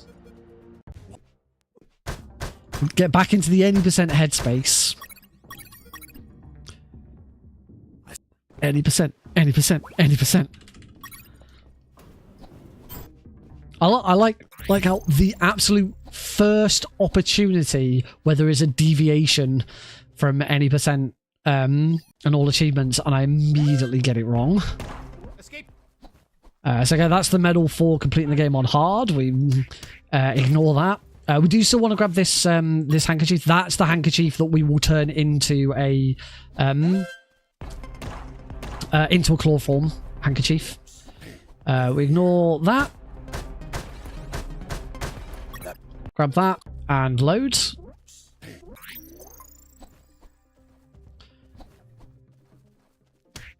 And we do still want to get some XP. I heard something.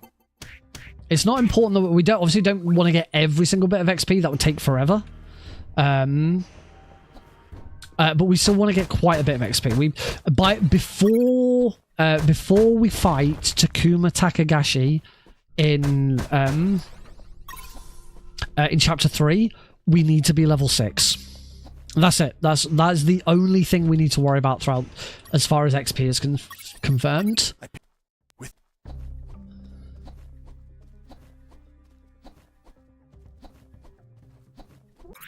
All right, I'm gonna quickly. Oh god, that's really screwed my times up.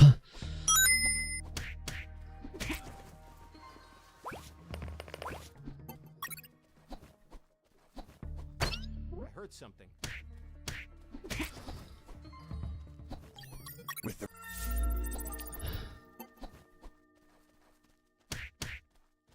okay, so we do still get plenty of XP. I'll get a bloody grr.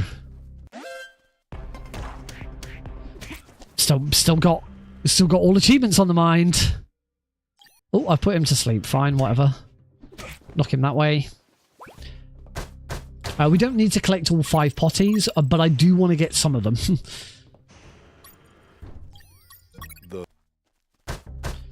I think I try and get 2. Well, yeah. I always get 2 potties. There we go. Don't need to worry about the XP, but do need to take him out so he wasn't going to see me. That's not ideal RNG there, because we definitely want to get that, because that's 2 more depleted uranium balls. So we don't need to worry about the medals. We need to worry about these.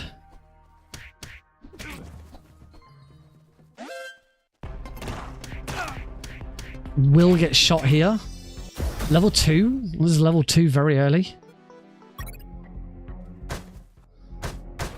Don't need to get the sunglasses here. And then here, we're just going to run into the save, load it, and we get all of our health back. And now we fight Grenade Guy, who is immediately running in the opposite direction. You bugger.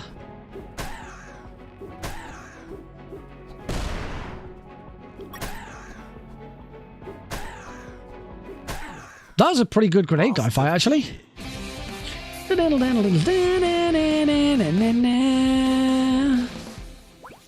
Grab the hook. We can now combine the rope and the hook. And now we get out of here.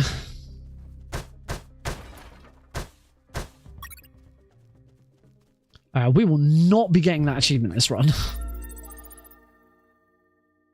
All right, chapter 1 complete. 18 seconds behind. That's not too bad, actually.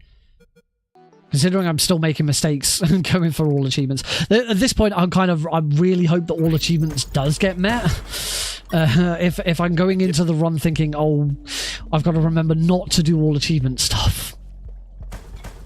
New follower.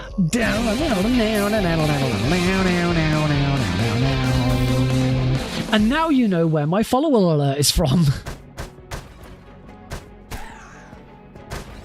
If you didn't already know.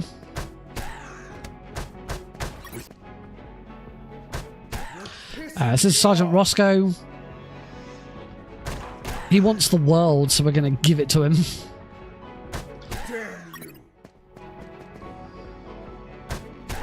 Oh, that was a little tight at the end there. I thought I was going to miss that. There we go, level 1 cards. Duck. Right. Again, really need to get it into my head. I am not doing all achievements. Chapter 1 doesn't have that many deviations. Chapter 2 does. Chapter 2 has big deviations when it comes to all achievements.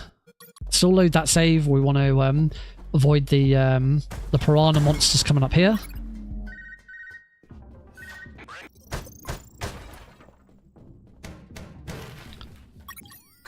Cool. Right, and now we go right.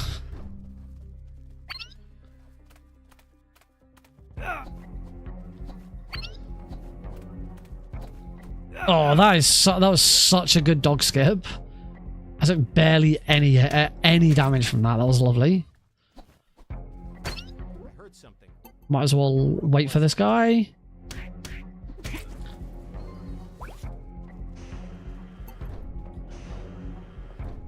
Punch, punch, punch.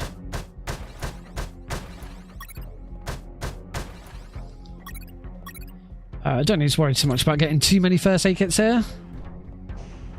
Grab the radio, and then we want to build that, and then that.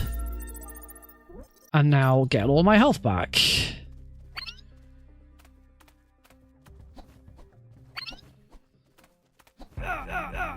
That dog spit is always a bit longer on the way back.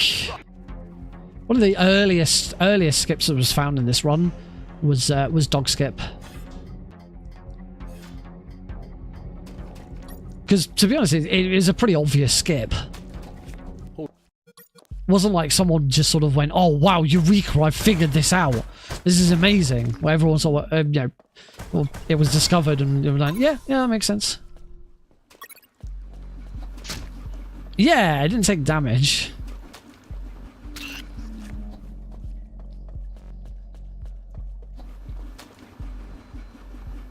Oh, we'll go this way. That was a little slower. Could have taken that a bit quicker. Oh, nearly.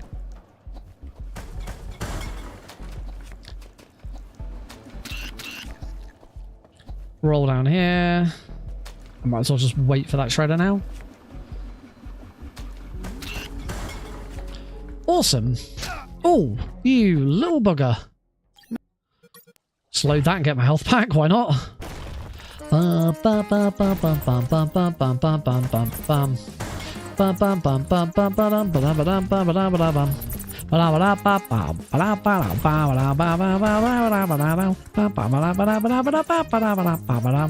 Must remember during the marathon run to keep bigging up nut or cheese.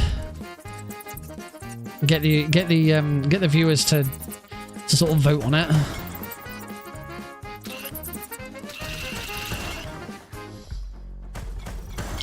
It's kind of the only real choice in the game that doesn't like screw up the speedrun. I did want to do a bad choices speedrun in a marathon. To be honest, it wasn't very good. But it was basically a run where every time I got given a choice in the game, I had to make the worst choice. Because obviously we usually take the best choice. So like the very first choice in the game that we get given is is how many guards were at the checkpoint. Was it 1 or 2? In an any percent run, we take 1 guard because that's faster to get past. In a perfect run, you can take 1 because the second guard is cast as bonus XP. You don't have to take 2 guards for a perfect run. Unperfect, you have to take 2 because that is one of the unperfect requirements.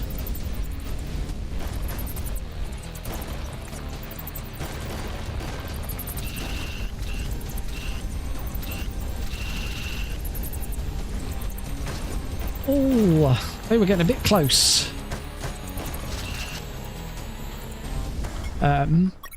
So yeah, it's also things like in chapter 3 when we get the when we're in the laser rooms, the choice of detectors, guards, or sheep. Now in a bad choices run, we actually take sheep because sheep is slower than guards. The guards aren't too difficult to get around.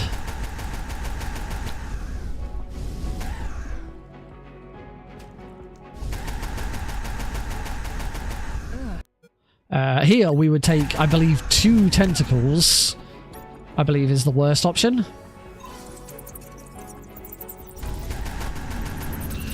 Ah!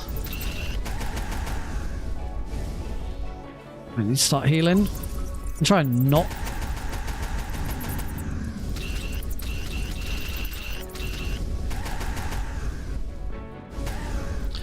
I'm getting pretty close with my flamethrower to lethal levels.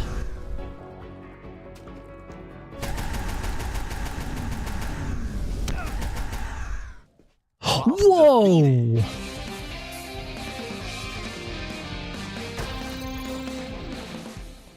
Holy crud!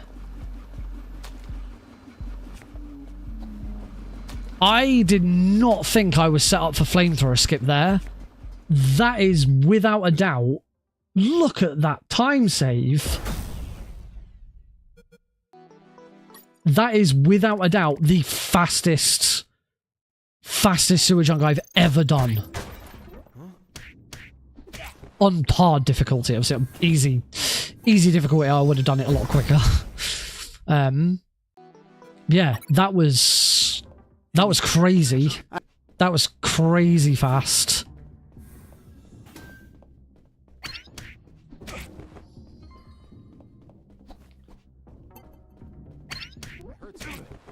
Mike.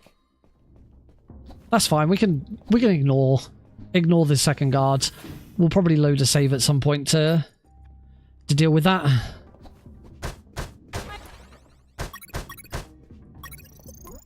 That sewer junk has just saved this. It's certainly saved the first half of this run.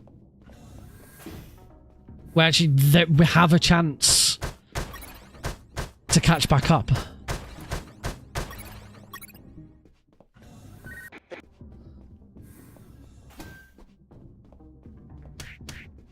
I do think I'm going to get not necessarily optimal XP. I heard something. Oh, that is nice. Very nice room. It's not really optimal XP. Oh, I keep forgetting. I don't, in any percent, I no longer want to grab that bullet pouch. I don't need to punch that box. Nice. Back on world record pace. Yeah, on oh, that's partly because I haven't dealt with this guy yet. But I'm glad I left him. He's in a good spot now.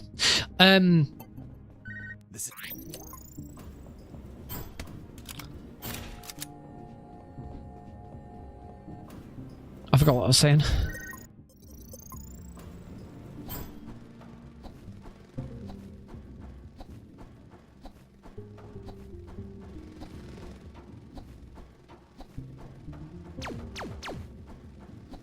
Just trying to concentrate.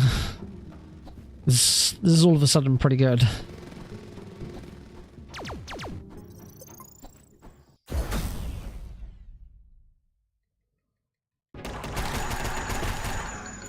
Oh, I missed a few shots there. That was a bit of a waste of ammo.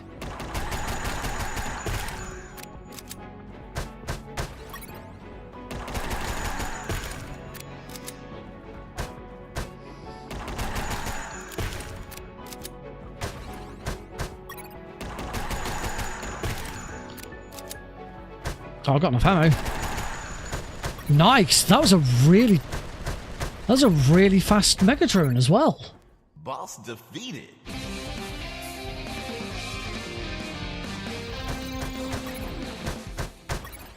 That was awesome.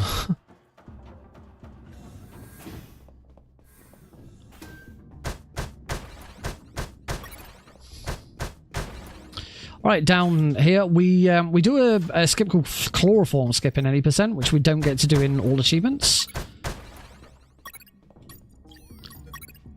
So we create the chloroform, but we don't have to turn it into a we don't have to turn it into a handkerchief just yet. Instead, we're going to run all the way back through the drones. We get a very tiny time save because I haven't had to load a save. Oh, that was close. If you have to load a save at any point, that gate closes. So I got a tiny time save where I don't have to open that gate.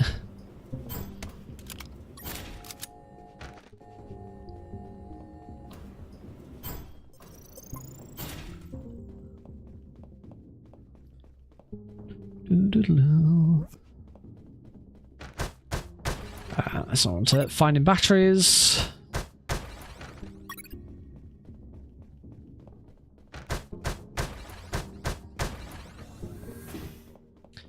In we go. Next intel file. Nice. I am never going to get that that sewer junk fight again.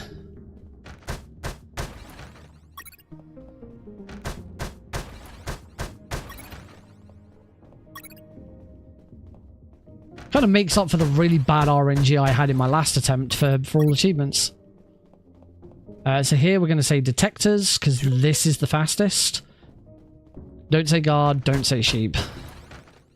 Sheep is just really slow. You just very, very slowly wade across the room through a huge pile of sheep.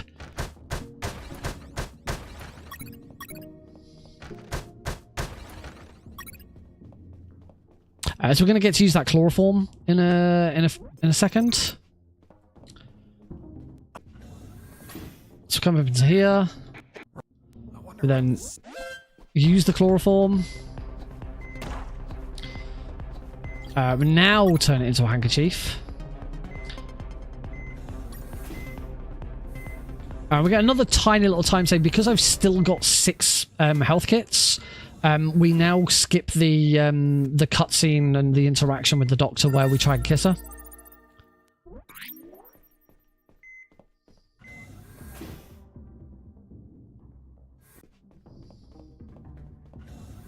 Because usually at the end of that cutscene, she then I shot.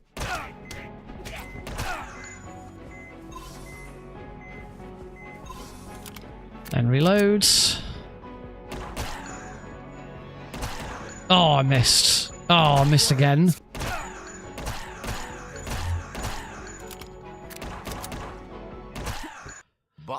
Little slow. That wasn't a great fight. Well, I am now level 4. I'm level 4 very early. Heal myself as well. Why not?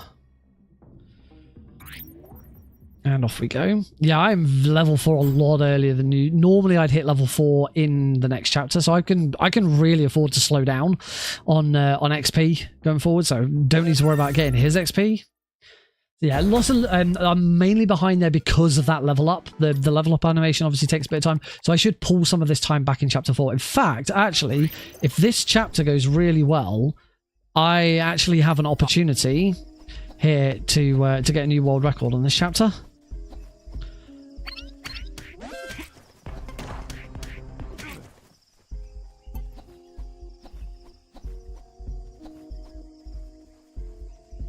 Oh, and I moved over to the left slightly too far. Never mind.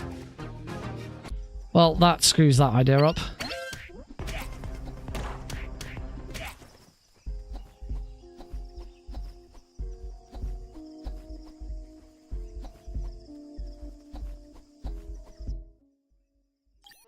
Oh, look at that timing. So close. Just like edging around the world record mark.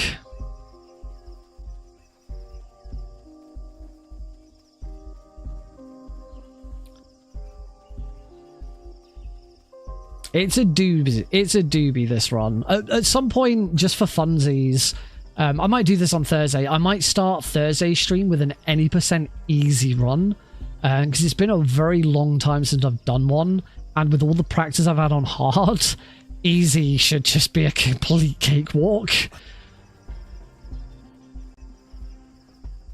Easy is I believe the only any % run that I've done under 45 minutes. I don't think I ever got easy to under 30 minutes, under 40 minutes. I can't remember. I know it was close, and I know it theoretically it's possible. But like the stars have to align for it.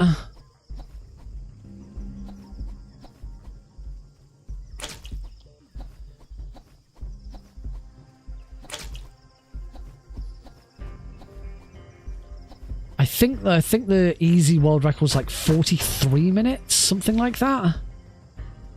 It's either something like 42 or 43 minutes. Sir, I saw someone behind the fence. Oh yeah, I have a split that's broken in there. I don't know what happened to that split, but it fixes itself. Alright. It's so bizarrely... Chapter 5, very different from all achievements here. Oh. Spot me! Thank you. We need that guard to spot us so that we can do this trick. Very, very important. It's not a glitch. Very, very important trick where if you get off screen, if you get spotted by a guard, then get off screen before he calls it in on the radio, then none of the doors in the area will lock.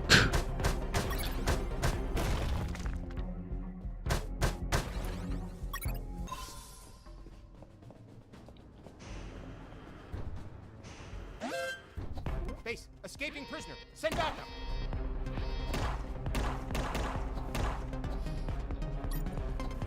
There we go. See, at that point, it then didn't matter that I got the alert because there's no door.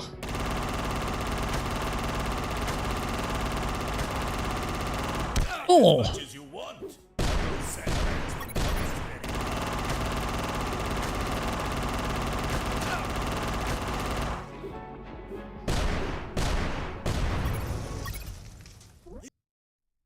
Boss defeated. I'm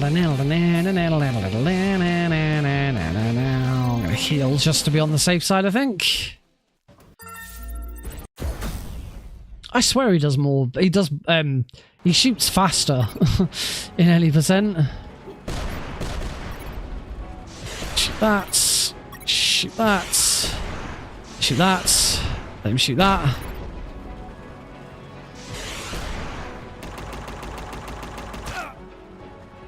That's fine, because I don't want him to shoot anything else. So I'm going to shoot that.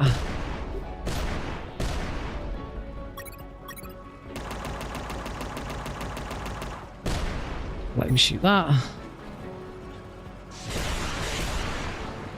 Let me shoot that so that I get the grenades out of it.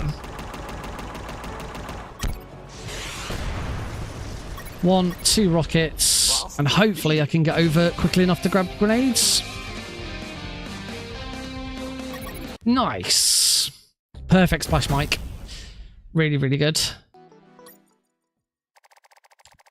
Alright, chapter 6. Heal whilst I've got the opportunity.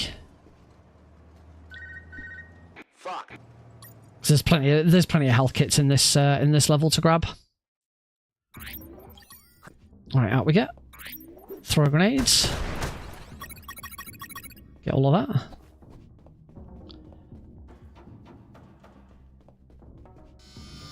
And we want to go around here first because it's quicker.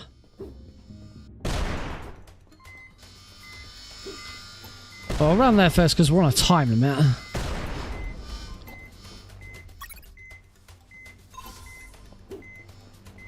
And throw that one there.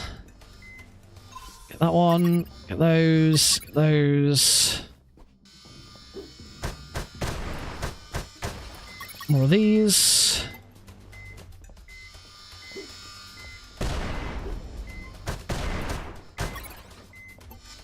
Now trying to get more health kits as we go along throughout the game.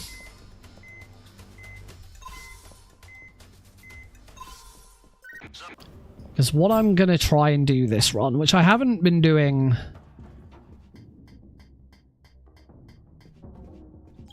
Well, I still don't know the most optimal way of doing this. I have discovered that we only need one rocket for Takuma Takagashi.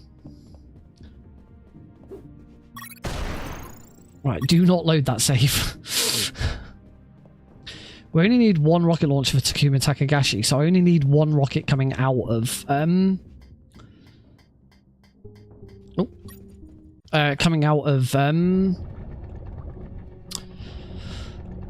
Nuke Sub.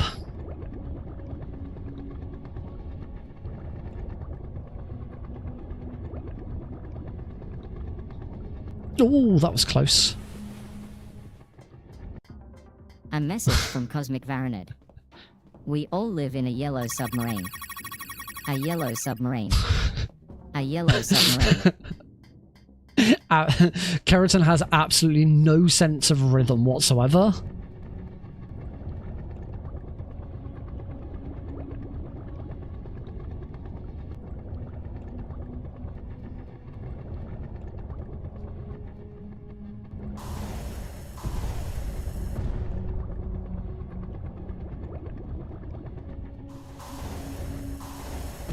Nice, thread that needle. Still grabbing all of the stamina. He's definitely not the fit. No.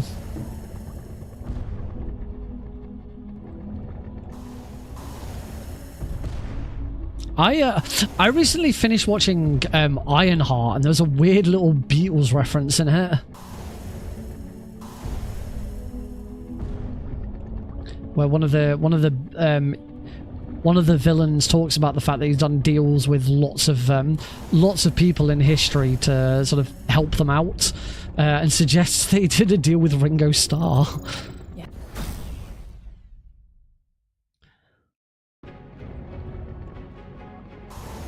Right, I don't have a lot of health here, so I could do with not getting chomped at any point. You can't see it on the stream, I have a really annoying Google Chrome notification over the top of my timer in the bottom right corner of the game. It won't go away.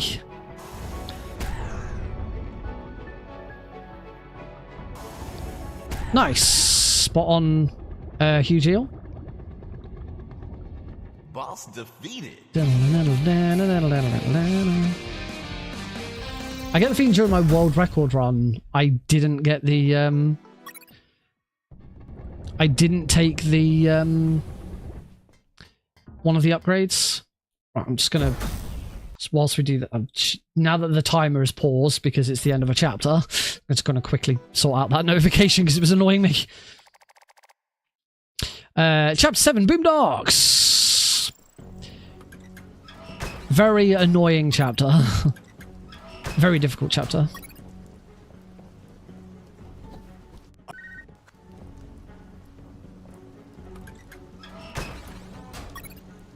I need to wait for that boat to come back. Grab the money. Money, money. Money! Kind afford to grab one of those. Oh, that's not good. Okay, well, we're going to have to wait for these two guards here. I mean, actually, what I can do is just do that. These two, I'm going to wait a little bit. I don't want to get killed.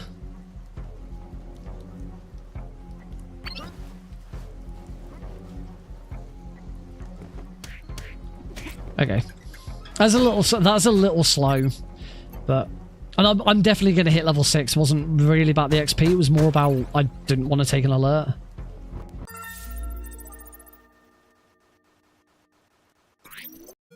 So yeah, as you can see, I've dropped a little far behind now, so I've got some work to do to try and catch this up. How am I doing for grenades? 6. I need more. There is a health kit in there, and I'm trying to get as many health kits as I can. I'm still going to save it and play it safe. Hardest boss in the game. I think that's 7. Oh, that's 8 grenades. I didn't need that one.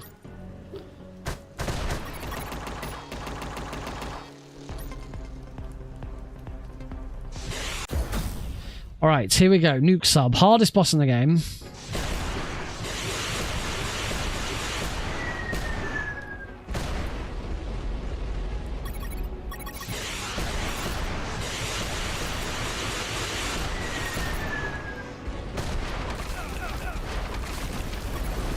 Oh, that's not nice positioning.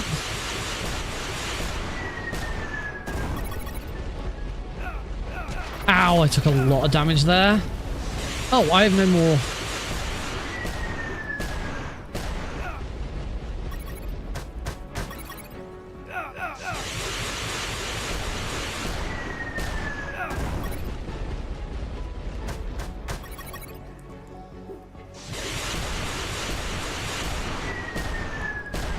Oh, one more hit.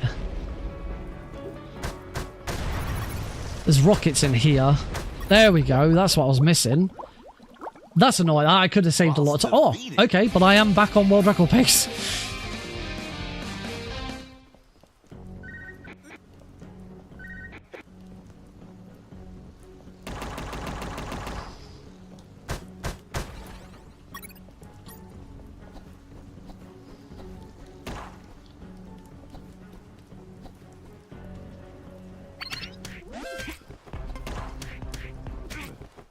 Yep, that's cool.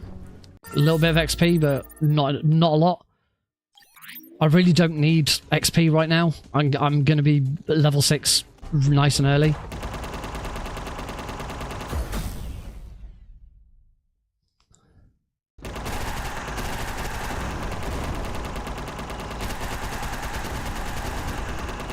Oh, just couldn't quite get ahead of it.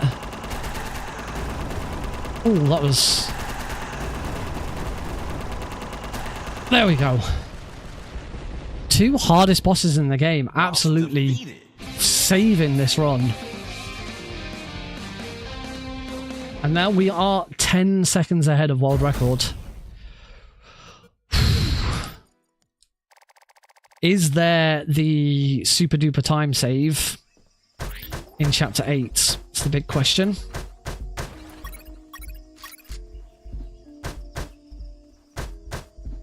Oh wow, come on Nick.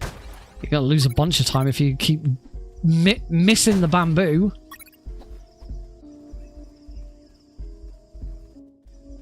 And load that one.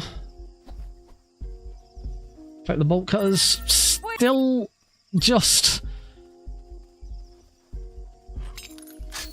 just on world record pace. 7 seconds ahead.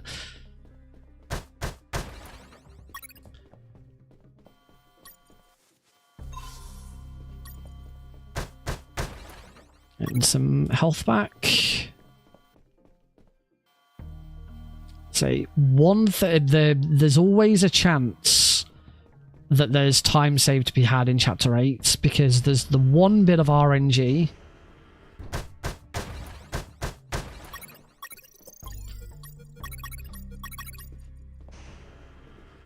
Oh, what? No way. Did I get spotted?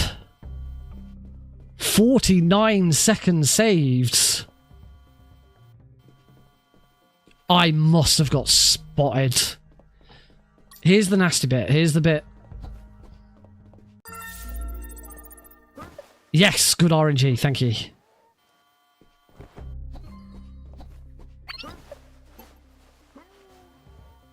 Awesome. And there's level 6. I told you it'd be super early. There's lethal weapon. I might even get level 7 at this rate.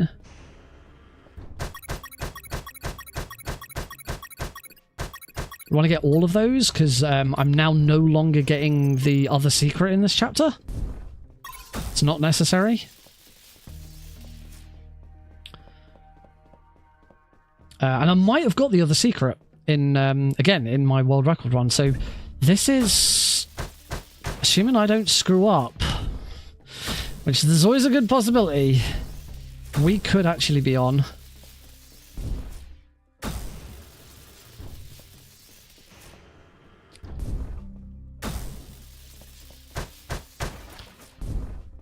Here's where we get to find out.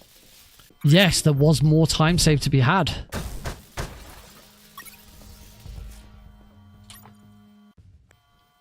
A little bit of a wait here for this camera. There's not really much we can do about it.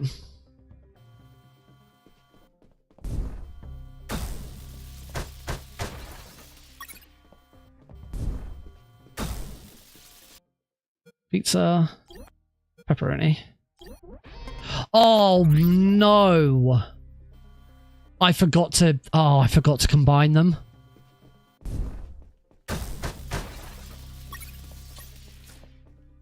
I can't.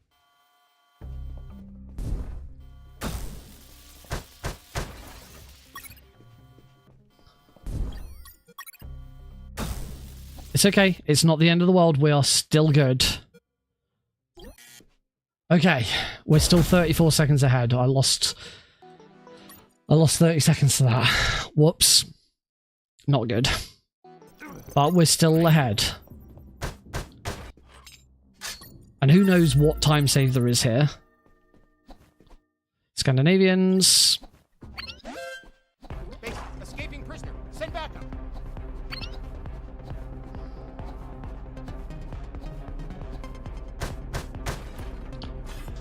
Head down. Now, for this, we don't actually use the Base, escaping prisoner. Send backup. Ow. We don't actually use the trick for... I've got one. I'm gonna risk it. I want the time save.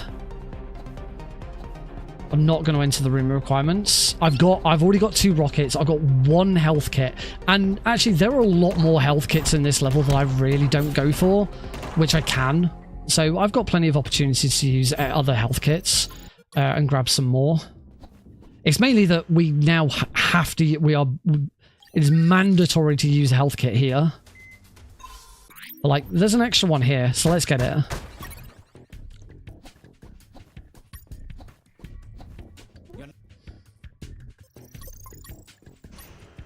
Red room skip.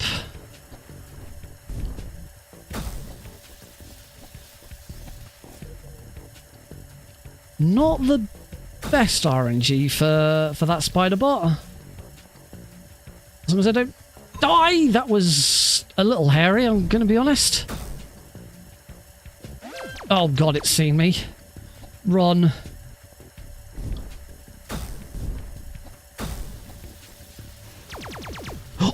Oh, it sort of went around the corner. Oh, wow. I am so close. I did not realize just how close to death I was. That was very, very tight. If I had been shot, I would have died. I got very, very lucky there. But there is another health kit behind here.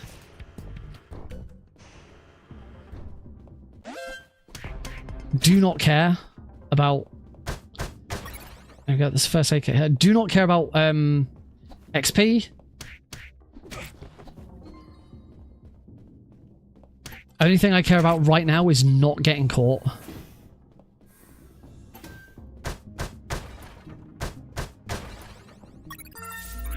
Oh, 11 seconds ahead now.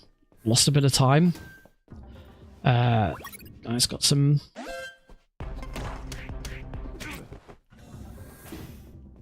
Yeah, really, really don't want to alert right now. But I'm on... right now, I'm on full health with 2 health kits. This is actually a really nice position to be in.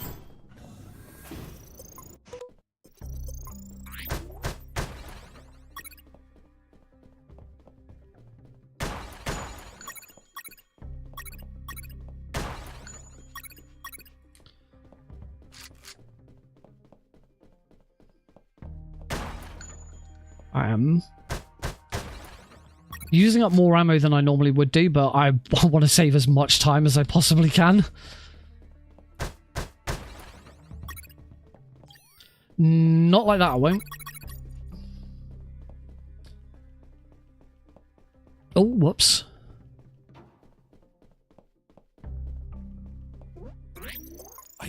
Left. Right. Right. Middle. Middle. Left. Left. Right. Middle. Go check the helicopter. Right, come on floor 3, be nice, please. I've still got 1 potty left, which is what I need. Come on, Nick. You got this. Oh man, that mistake in chapter 8 was really bad. Not combining the items. If it hadn't been for that, I'd been so much better position. Scandinavian guts. I heard something.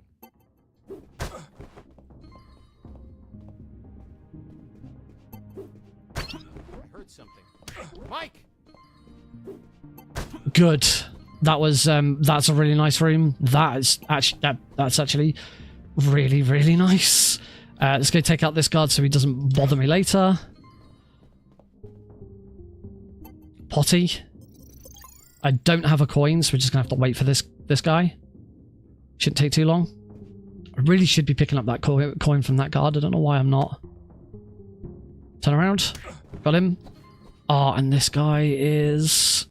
No! Okay. Slight time loss. I've got to...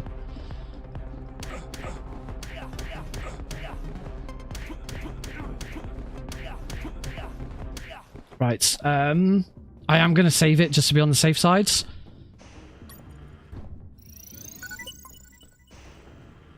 But I'm still ahead.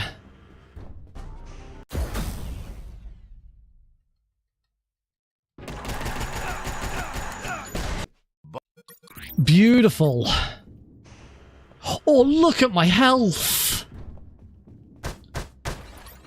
I still have 2 health kits left. I don't know why I'm worried. And suddenly 21 seconds ahead.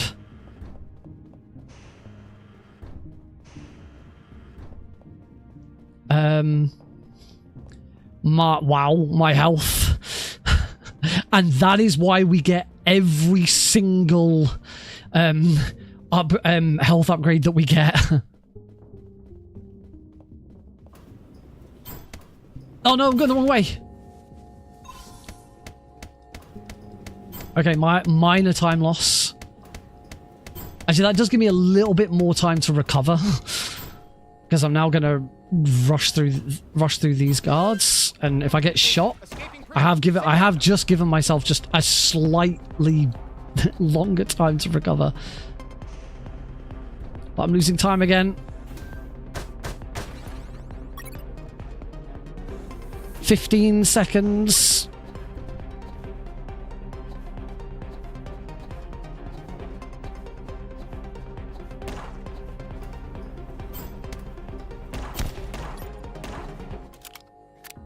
Okay, that's one of those instances where for some reason the auto reload hasn't worked. It's weird. Sometimes it just doesn't... Jesse just doesn't automatically reload. Didn't need to shoot that one.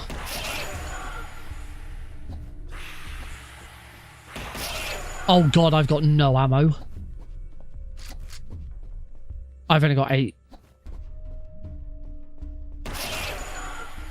I'm gonna have to get me some spare ammo because I've only got 6 shots. This is... It's not bad. It's fine. It's manageable. But it's a little awkward. I'm just going to lose a bit of time getting more ammo because I can't get through this without any more.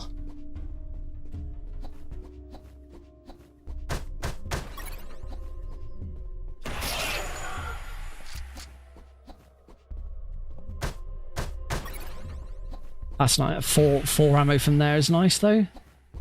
Oh, I did actually get clipped by that. Oh, okay, I've got 5, that's fine. 2 more.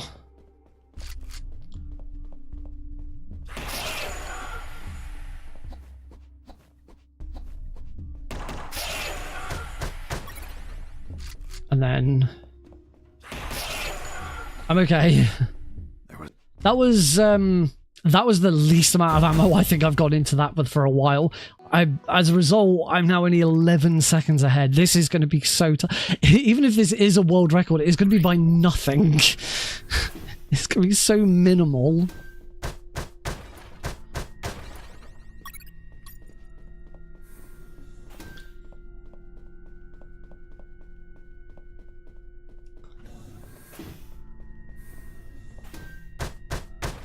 I am going for a very minute time save. When I went into those first 2 rooms, I immediately opened the door again behind me. Yeah, you can't do it in this room, you move too far away.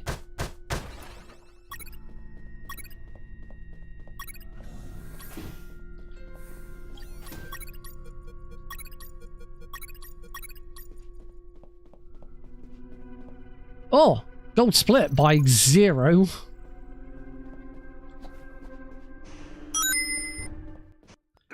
God. Do you believe in God, General?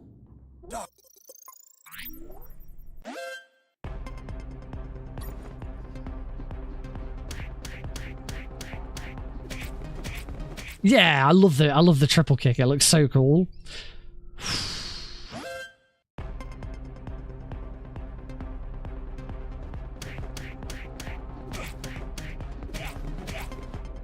Always leave one behind to tell the tale.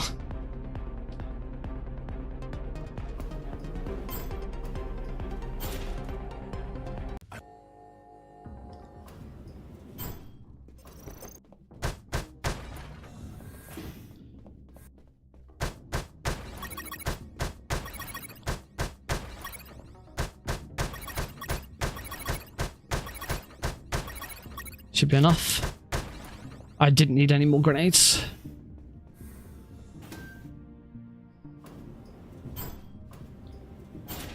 Reach General X. How are we doing for time? Oh, wow, okay.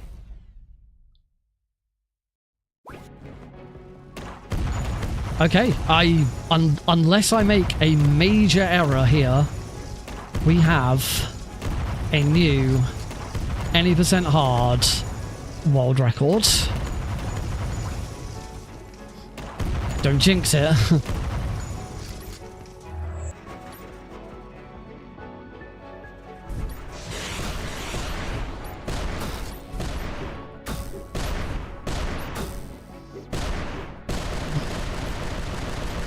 It's looking good.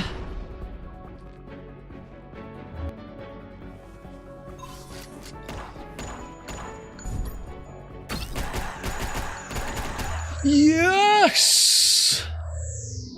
By 22 seconds, we have a new world record and a new world record for stage 10. bang on 3 minutes for stage 10. And a new 80% hard world record. 47 minutes and 48 seconds. Another minute barrier has been broken. Well, I'm very glad I stuck around to do one more. Just do an 80% run after the disaster that second all achievements run was. Fantastic. I'm so pleased. After coming back, it's been like a year and a half since I last tackled this game. So to come back, put in this bit of practice, and there's still plenty of time saved to go. I made a few mistakes. I'm never ever beating that sewer chunk fight. That was insane. No, just so many of it went right, and the errors that I got weren't enough to stop me, apparently. It's just amazing. Absolutely amazing. Really, really pleased. 45 minutes is the goal. I think it can be done. My sum of best segments is 40 minutes. That's probably incorrect. We already know there's a couple of splits that are a little bit off. Yeah. Oh, and ahead of a marathon, fantastic. Absolutely fantastic. Anyway, I was about to say, I'm like, I don't need to I'll show you all the achievements, but it doesn't matter, we're not doing all achievements. Fantastic. Well, if you've been watching the VOD, that was 80% UnMetal Hard. I hope you've really enjoyed it, and you can check me out running either this or all achievements on Saturday the 8th of November over at on Prevent-A-Thon's Twitch channel for Prevent-A-Thon 6. I was not expecting to just pull out a world record at the end there. It was touch and go. Very touch it. Like, how far after? The 48 seconds at the very start with Discover the Sewer, that was because I did things in the wrong order. So I think the worst I ever went behind was, I got a 28 seconds behind.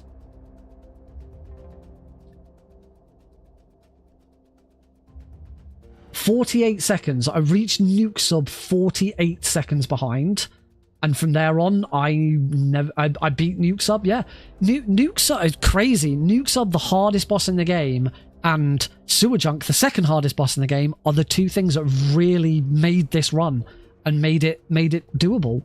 So yeah, freaking-tastic. I will definitely be uploading this for Glenn to watch and verify. So yes, thank you very much for watching this VOD. I hope you've enjoyed it. Please check out some of my other videos. If you like this game and you want to speedrun it, nobody freaking speedruns this game.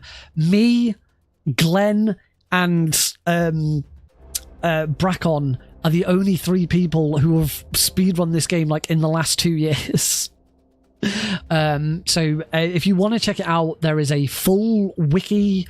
The Unepic Game Speedrun Wiki has full guides for every category in UnMetal. I also have an 80% easy video guide. It's really easy game to get into. It's super cheap if you find it on GOG or on Steam.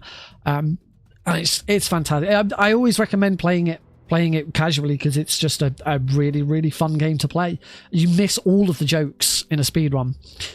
So yeah, check it out, and it'd be great to see some more people on the leaderboard. Yeah, thanks very much for watching, and yeah, see you in another video. There we go. That just completes that.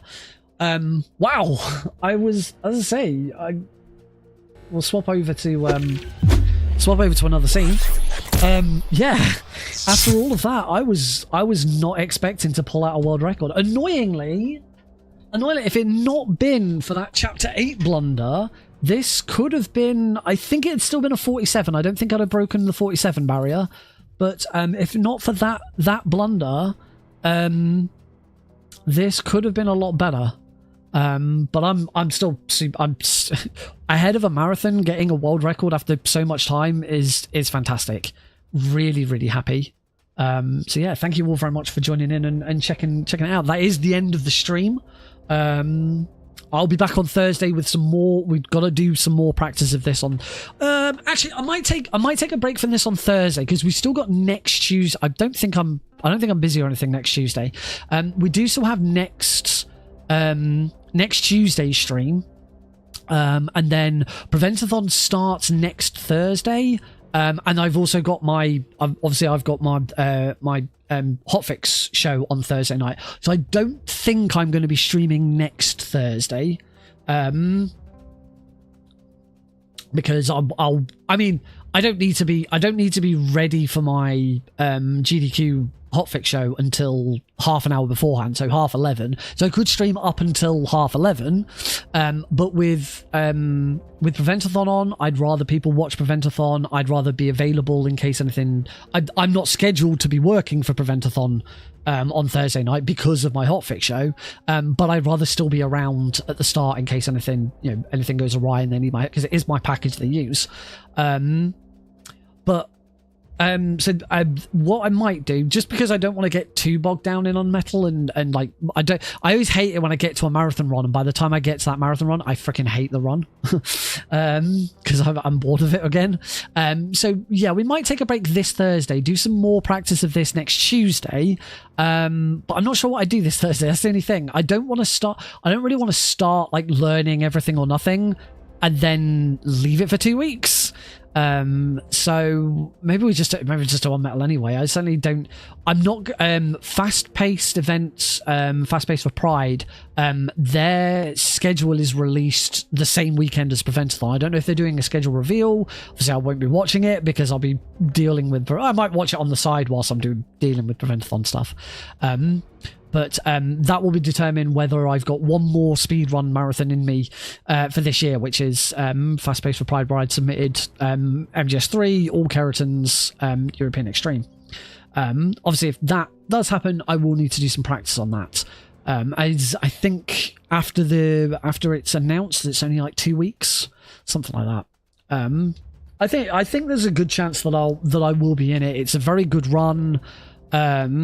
People always seem to really enjoy it, and I know a lot of people who work on fast pace events, so they'll know the name and they'll know that I'm a good marathon runner. I am a very experienced marathon runner at this point.